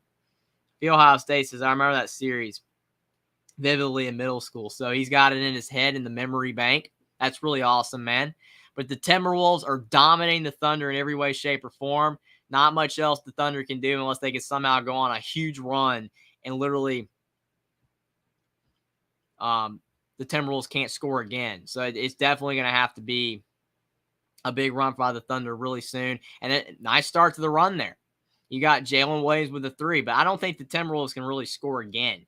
I don't think they can score again and have a chance. Connor Johnson says, V Ohio State Buck, I'm Mike. Definitely not two different people. V Ohio State says, I'm not Buck, I'm Mike. I'm just another Ohio State fan. But I really appreciate all you guys for being here.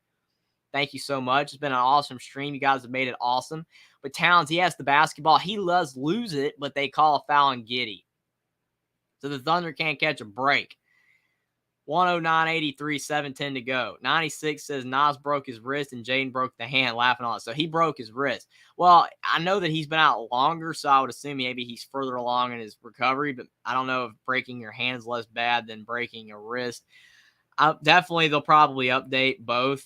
I'll still probably say Nas Reed because I'm just not sure, but yeah, maybe Jay McDaniels because he broke his hand. Who knows? But yeah, they're both definitely in jeopardy of not being able to play at all in the postseason if the Timberwolves are not able to go too far. And even if they do, who knows how long they'll be out. But you got OKC. They got to stop on Minnesota. Minnesota did not score there. Jalen Williams with the basketball. He takes the 3, and he airballs it. If he had to hit that one, it would have cut it to 23, and maybe the Thunder were starting to get things back on track. But I just don't think there's enough time. I don't think Minnesota's going to let them have any chance. All Minnesota has to do is score a couple more times, and it's over. Anthony Edwards shoots a 3, and he does miss. Maybe shot a little bit too early in the shot clock. You want to use the shot clock up. Lagunas Dort for 3, and he knocks it down. The Thunder cut it to 23. And the Minnesota coach does not like what he is seeing. Chris Finch, he calls a timeout, 109.86 with 6:27 to go in the fourth, and he obviously does not want his team to give any momentum to the Thunder in any way. He wants to blow this thing open. Connor Johnson says, I got you. Nice. I'm also an OSU fan, just not the Bucks, laughing a lot. Oregon State. It's funny to me, you've got Ohio State's OSU, Oregon State is OSU, and Oklahoma State's OSU. But in all actuality, the way a lot of people do is Oregon State's ORSU and Oklahoma State's OKSU. Makes it easier if you do it that way. But yeah, a lot of people just go OSU and then you get confused. Just like with SC. South Carolina's SC, but then USC is SC. It's just confusing, and people make it a lot more difficult than it should be. But it's hilarious. John says, do you like the play-in, Jeff? That's a good question. I think that the play-in has its, positive negatives. I like the fact that there are more good teams now in the NBA, it seems, so it kind of makes it more worth having the play-in, but it was done for monetary reasons, which is unfortunate. You would like it to be done for other reasons than that, but I do think it has a lot of positives. The fact more teams get to play, it prevents tanking as much, and it gives you that March Madness feel of the single elimination, so I think that there are a lot of positives, but it does have some negatives as well. But everything does. The Ohio State said, which of the first-round series you think will be the best? Only Talk Sports. That is a great question. I think that looking at a lot of these, there could be some competitive ones. I think the Sacramento Kings Golden State one could be really good if Sacramento plays well. That one could be really good. Los Angeles, Memphis, a lot of people are talking about that one because is LA going to be able to beat Memphis? It's interesting. Maybe the Clippers, Phoenix Suns. A lot of people think Phoenix will run away with that one. I think New York, Cleveland could be interesting. I don't know. That's a great question. I think potentially the Sacramento Kings Golden State could be the best. That one could be really interesting. Dave Valensky says, I apologize. You're right for some reason. I thought it was 03. The Minnesota Wild went to the Western Conference Championship in 03. I thought it was the same year. Yeah, it's so tough to remember a lot of stuff for sure. The Ohio State's, I think Cavs versus Knicks, Grizzlies versus Lakers, Suns, Clippers will all be great series. Me too. I think they'll all be great. Should be a lot of fun. The Ohio State's no worries day. I just have a really good memory with numbers, sports, and years. Yeah, you do. You come in here and just kill it with the stats. You do a great job, man. Really appreciate you being here. Connor Johnson said Oregon State is the oldest of the three, so we should be the real OSU. Yeah, that's wild to think that a team on the West Coast is the oldest OSU. That's crazy. That's awesome, Connor. Jackson, what's up, Connor? Appreciate all you guys for being here. 96 says, man, OTS, how much of Kobe did you see play since you were born 04? Kobe, my second favorite player all the time behind Michael Jordan. When I was younger, I watched a lot of Kobe Bryant. I watched tons of Kobe Bryant. My favorite team when I was a little kid, though, was the Celtics team with Rondo, Ray Allen, Paul Pierce, Kevin Garnett, Kendrick Perkins. I loved watching them play in around 2010, 2011. I was like 6, 7 years old. But yeah, I watched Kobe a lot. I watched Kobe the last 6, 7 years. So I saw him tons. He was really good at the Lakers even when he was older, but he was a fantastic player. I wish I could have got to watch Michael Jordan, but obviously I've seen all of his highlights online, so I didn't get to see it live, but he's awesome.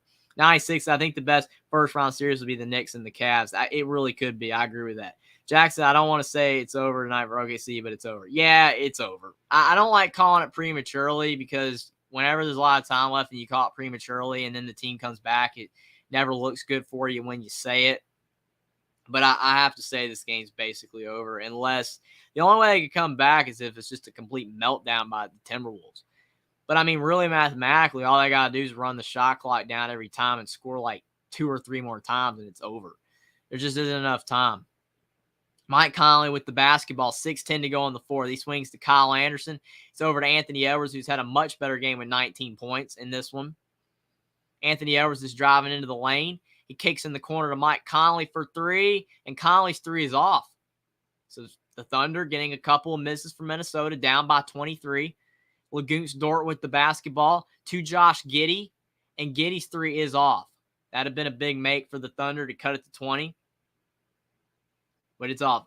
Edwards to the Oregon State. That's a good one, Edward. You got the Ohio State, the Oregon State. Yeah, the Ohio State is just funny to me. It's really funny. Josh Giddey's not at a good game. He only has 6 points, which is unfortunate for the Thunder. He had like 30 points in the last game, which is why they won. Towns misses a 3. So Minnesota has gone cold. Oklahoma City with the ball. They're trying to figure out some offense and get some things going, but it's just not looking good overall for them in any way. They're down by 23 with only 5:30 to go. They brought in some of their bench in now, and they're not getting anything going either. Looks like they're kind of giving up. I think if the Thunder went on an onslaught in the last 5:30, they could maybe make it interesting, but because the Timberwolves haven't scored in a couple minutes, but neither is OKC, so it's not going to matter. They're showing Alex Rodriguez, the Timberwolves owner. He should be pretty happy with the Timberwolves' performance. The fact that they're going to be in the NBA playoffs, be able to play the Denver Nuggets, should be a good series, hopefully. Mike Conley with the basketball. He kicks in the corner to Kyle Anderson. Kyle Anderson fakes the 3. Anderson goes up strong, and he misses the shot. But then you've got Towns with the follow-through dunk. 111-86, 5:11 to go in the fourth. The Ohio State is Kobe Bryant was the closest I was to crying over someone dead for someone I didn't know personally. Yeah, that was sad. I mean, it was awful. I remember when it happened, I was watching a college basketball game, and then right when it was over, the news broke, and I was in shock. And the whole day, like the next 2 days, it was just unbelievable. I mean, all the coverage on it, just hearing about what happened. It was like, how is Kobe Bryant not alive? I mean, it was one of the worst things ever. I was devastated as well. It was awful. I wish he was still here, but unfortunately, it is what it is. He was a great player, and a lot of people liked him in life too. He's just really sad and unfortunate. Also, unfortunate his daughter passed away as well. It was awful. Connor Johnson laughing a lot, Edward. That's funny on the Oregon State. 96 and man, yeah, when Kobe died of ball, like I lost my dad or brother, cried myself on social media at the same time. Yeah, I mean, the world was hurting for sure. The basketball world, but even just people in general. Everybody knows who Kobe Bryant is, and it was so unfortunate. Edward said hashtag bleed green for sure. Definitely a Celtics fan. Hoping the Celtics go far is Edward. I like the Celtics. Hopefully they'll make a big run, but I hope all these teams have a good NBA playoffs. I'm looking forward to the playoffs once they get rolling with the 7-game series. Should be a lot of fun. 96 says OKC must be inside my refrigerator because they're very cold. That's another good line, man. And yes, they are. I mean, they are freezing. It's unfortunate, too. They just played so well against the Pelicans. You felt like they'd have a shot tonight. But look at the Timberwolves. Towns with 28 and 11. Gobert with 21. Edwards with 19. Conley with 14. And Alexander Walker with 12. Very balanced. And the Thunder just did not get the same contributions from Josh Giddey that they got in the last game. And obviously, Shai Gilgeous-Alexander, he got hit in the head, unfortunately for him. And he just did not play as well as he normally would either.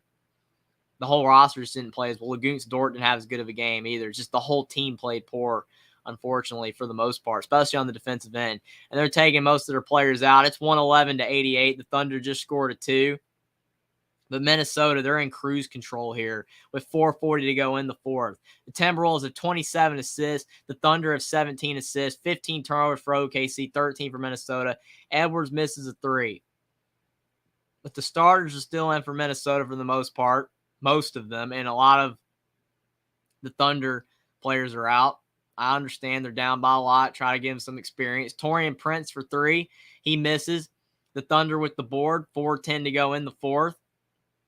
But the whole entire bench is in. Jeremiah Robinson, Earl out of Villanova's in the game. Some other players. Taurean Prince with the steal, though. Prince is going up strong. He misses the layup. Jeremiah Robinson, Earl with the rebound for OKC. They're down by 23 with under 4 to go. You still like the effort. The Thunder miss a layup. Overall, even the bench is struggling. They just can't get anything going.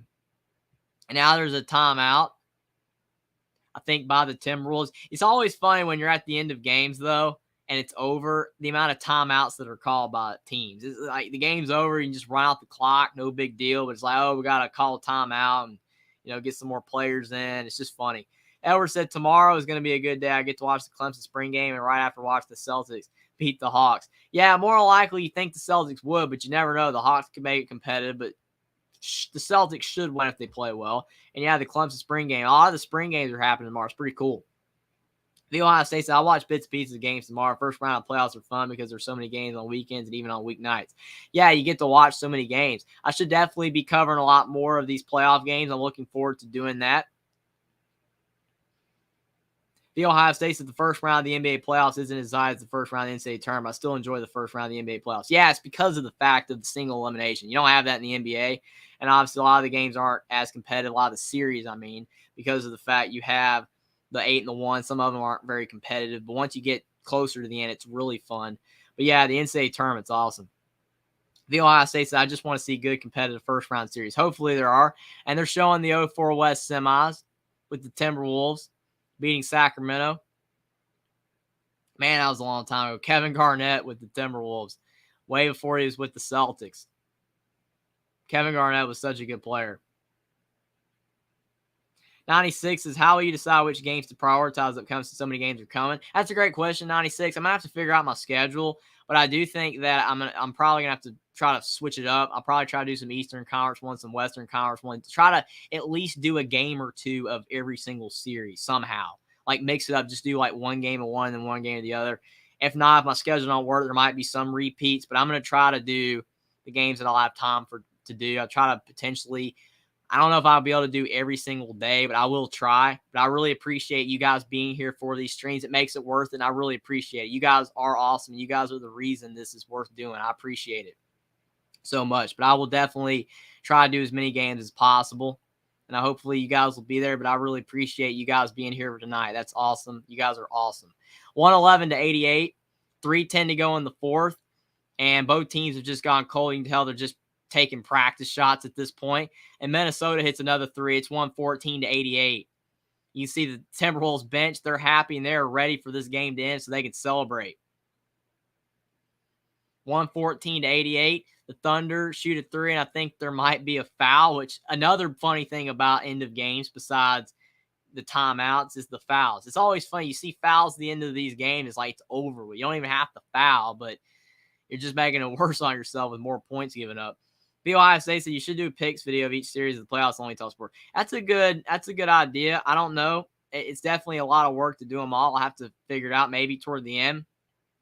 Doing, like when they get closer to the end, like there's less series, maybe I can do that. But I'll definitely consider doing that. it's a good idea via Ohio State. I'll definitely try to see if I can work my way around that one. 114-291. The Thunder hit a three, 2:40 to go in the fourth.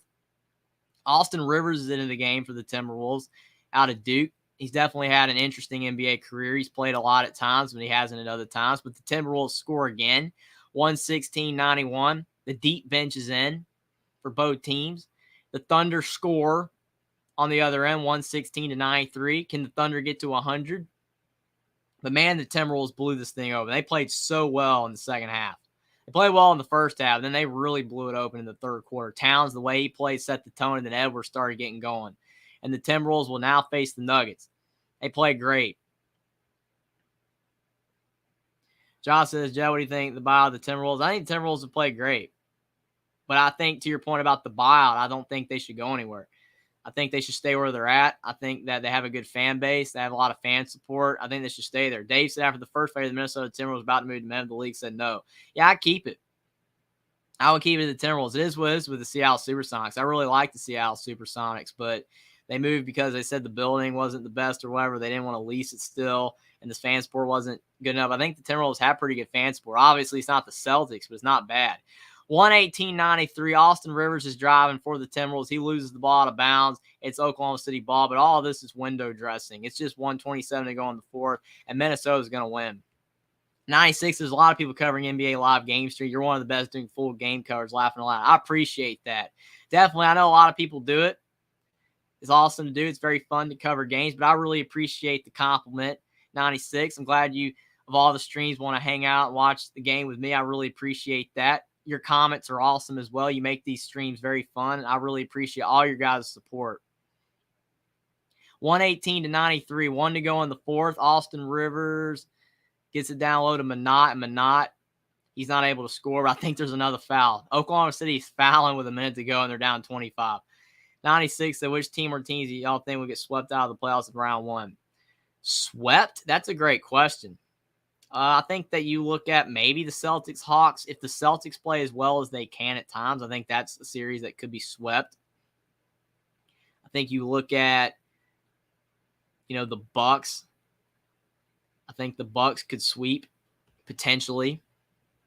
That's a very good possibility over the Heat. If the Heat don't play well, I think they could. The Ohio State, so I can see the Bucks sweeping the Heat and the 76ers sweeping the Nets.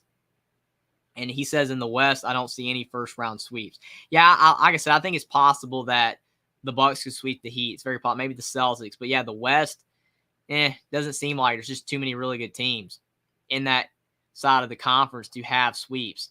But it's 120-93. 47 seconds left. I think there might be another foul. Or is it could have been a 10-second violation. Who knows? 96 says Las Vegas, Seattle are said to be getting NBA expanded team next year or two. We'll see if it truly happens. Yes, Seattle will be definitely a destination to go back. Hopefully they call it the Supersonics again. I don't know if they will since the Thunder, this is technically the same team, the expansion team or whatever, but hopefully they do. And then Las Vegas is getting everything. They're getting XFL teams. They just got the NFL team with the Raiders moving there. I think Las Vegas is definitely a booming sports city. So I can see that. 120-95, 25 seconds to go in the fourth. McLaughlin's dribbling the ball out for the Timberwolves, and this game is over. 120-95. What a game for the Timberwolves. Dave says, I think there's going to be anybody sweeping in the West. Probably not, for sure. Josh says, great call, Jeff. You're going TV soon. I really appreciate it. Who knows? Maybe. You never know. It's possible in the future, maybe. It'd be really cool. But with y'all's support, who knows what will happen. But I really appreciate you guys so much. You guys are the reason I do this, and it's a lot of fun. But I really appreciate the compliment, and who knows what will happen. But one thing we do know is that this game is over. 120-95 final. The Timberwolves completely blew out the Thunder in the second half, a dominating performance, and they will face the Denver Nuggets in the first round series. This was a fantastic performance by the Minnesota Timberwolves. A lot of people were doubting the Timberwolves, the way they were playing down the stretch of this season. Anthony Edwards really struggling. Karl Anthony Towns was banged up most of the season, but they got it together. And they won this game 120-95. What a performance. 96, but if Las Vegas, Seattle get granted NBA expanded franchise. One or two teams will have to go east. Yeah, that's a good point. Hopefully they can get it figured out. I really hope that if they do expand, they can get it figured out where it makes everyone happy for sure. It's tough to do that, but we'll see what happens. Josh says, thanks, Canada out. I really appreciate you for popping in. Thank you so much. You're awesome as well with all your comments. You and 96 always have some good lines. All you guys do. You guys are awesome. The Ohio State's Super Bowl 58 is in Las Vegas next season. Hopefully my Bengals will be there and we'll finally win a Super Bowl. Yeah, the Bengals, they just got a really good offensive line in the trade. Maybe their offensive line will start getting better. That they'll have some success. But yeah, Las Vegas is definitely a budding sports city. Dave Lund says, you think the NHL for Las Vegas becoming a bigger sports city? Yeah, it could be possible. I mean, every single sport could get a team in Las Vegas. I mean, you even see college basketball. They're doing all these events in Vegas. Vegas is just blossomed into a sports, city, a sports capital of America almost in a way. It isn't yet, but a lot of sports are going there. It's very interesting. And I really appreciate all you guys for being here. Jack said the Minnesota Timberwolves are back in the postseason for the second consecutive season. The last time the T-Wolves made a consecutive playoff appearance was their run of 8 straight from 96 to 2004. Obviously, with KG, Kevin Garnett was why they did. The Ohio State's a nice stat, Jackson. Jack said the A's will eventually go to Vegas. They'll follow the Oakland Athletics. Will follow the Oakland Raiders. Oh, Dave said you can thank. He said thank on the you can thank the NHL for Las Vegas becoming bigger sports. Yeah, I mean it started with that, like to your point, and then it's just grown from there. Josh says give Jeff some thumbs up before you leave. Thank you again for the comment. Thanks. Like the stream down below. Subscribe to the channel if you guys are new. But thanks more importantly for being here. Everyone that dropped in tonight, it was a lot of fun. This was a great game, even though it was a blowout, 120-95. But what a win for the Timberwolves. They'll be moving on in the first round to play the Denver Nuggets. I might be back tomorrow or maybe on Sunday for another game. We'll see what my schedule permits. But again, I appreciate all you guys for being here. What a win for the Timberwolves. Jackson, Oakland is a disaster because they caused the Raiders and Warriors to leave. Yeah, it's unbelievable. It's not looking good for Oakland with sports for sure. Maybe they can get it back together in the future. It's not looking good. But Las Vegas is definitely a budding city. But what a win for the Timberwolves, 120-95 for the Thunder. Thunder had a great season. They should definitely be commended for the season they had. And the future looks bright for them. They had a good season. But the Timberwolves getting the big win, 120-95. Hopefully, could be maybe back tomorrow. Josh says, okay, Jeff, see you again later. Again, thanks for being here, everybody. So much. All you guys are great. And I really appreciate your guys' support. And these games are so much fun to do. It's been a fantastic play-in tournament. But the Timberwolves capped it off with a 120-95 win. It was a lot of fun. Thanks for being here, everybody. Hopefully, be back soon. But the NBA, it's been a lot of fun. It's only going to get better from here with the start of the NBA playoffs. Thanks for being here, everybody. What a win for the Timberwolves. Thanks for being here, everybody.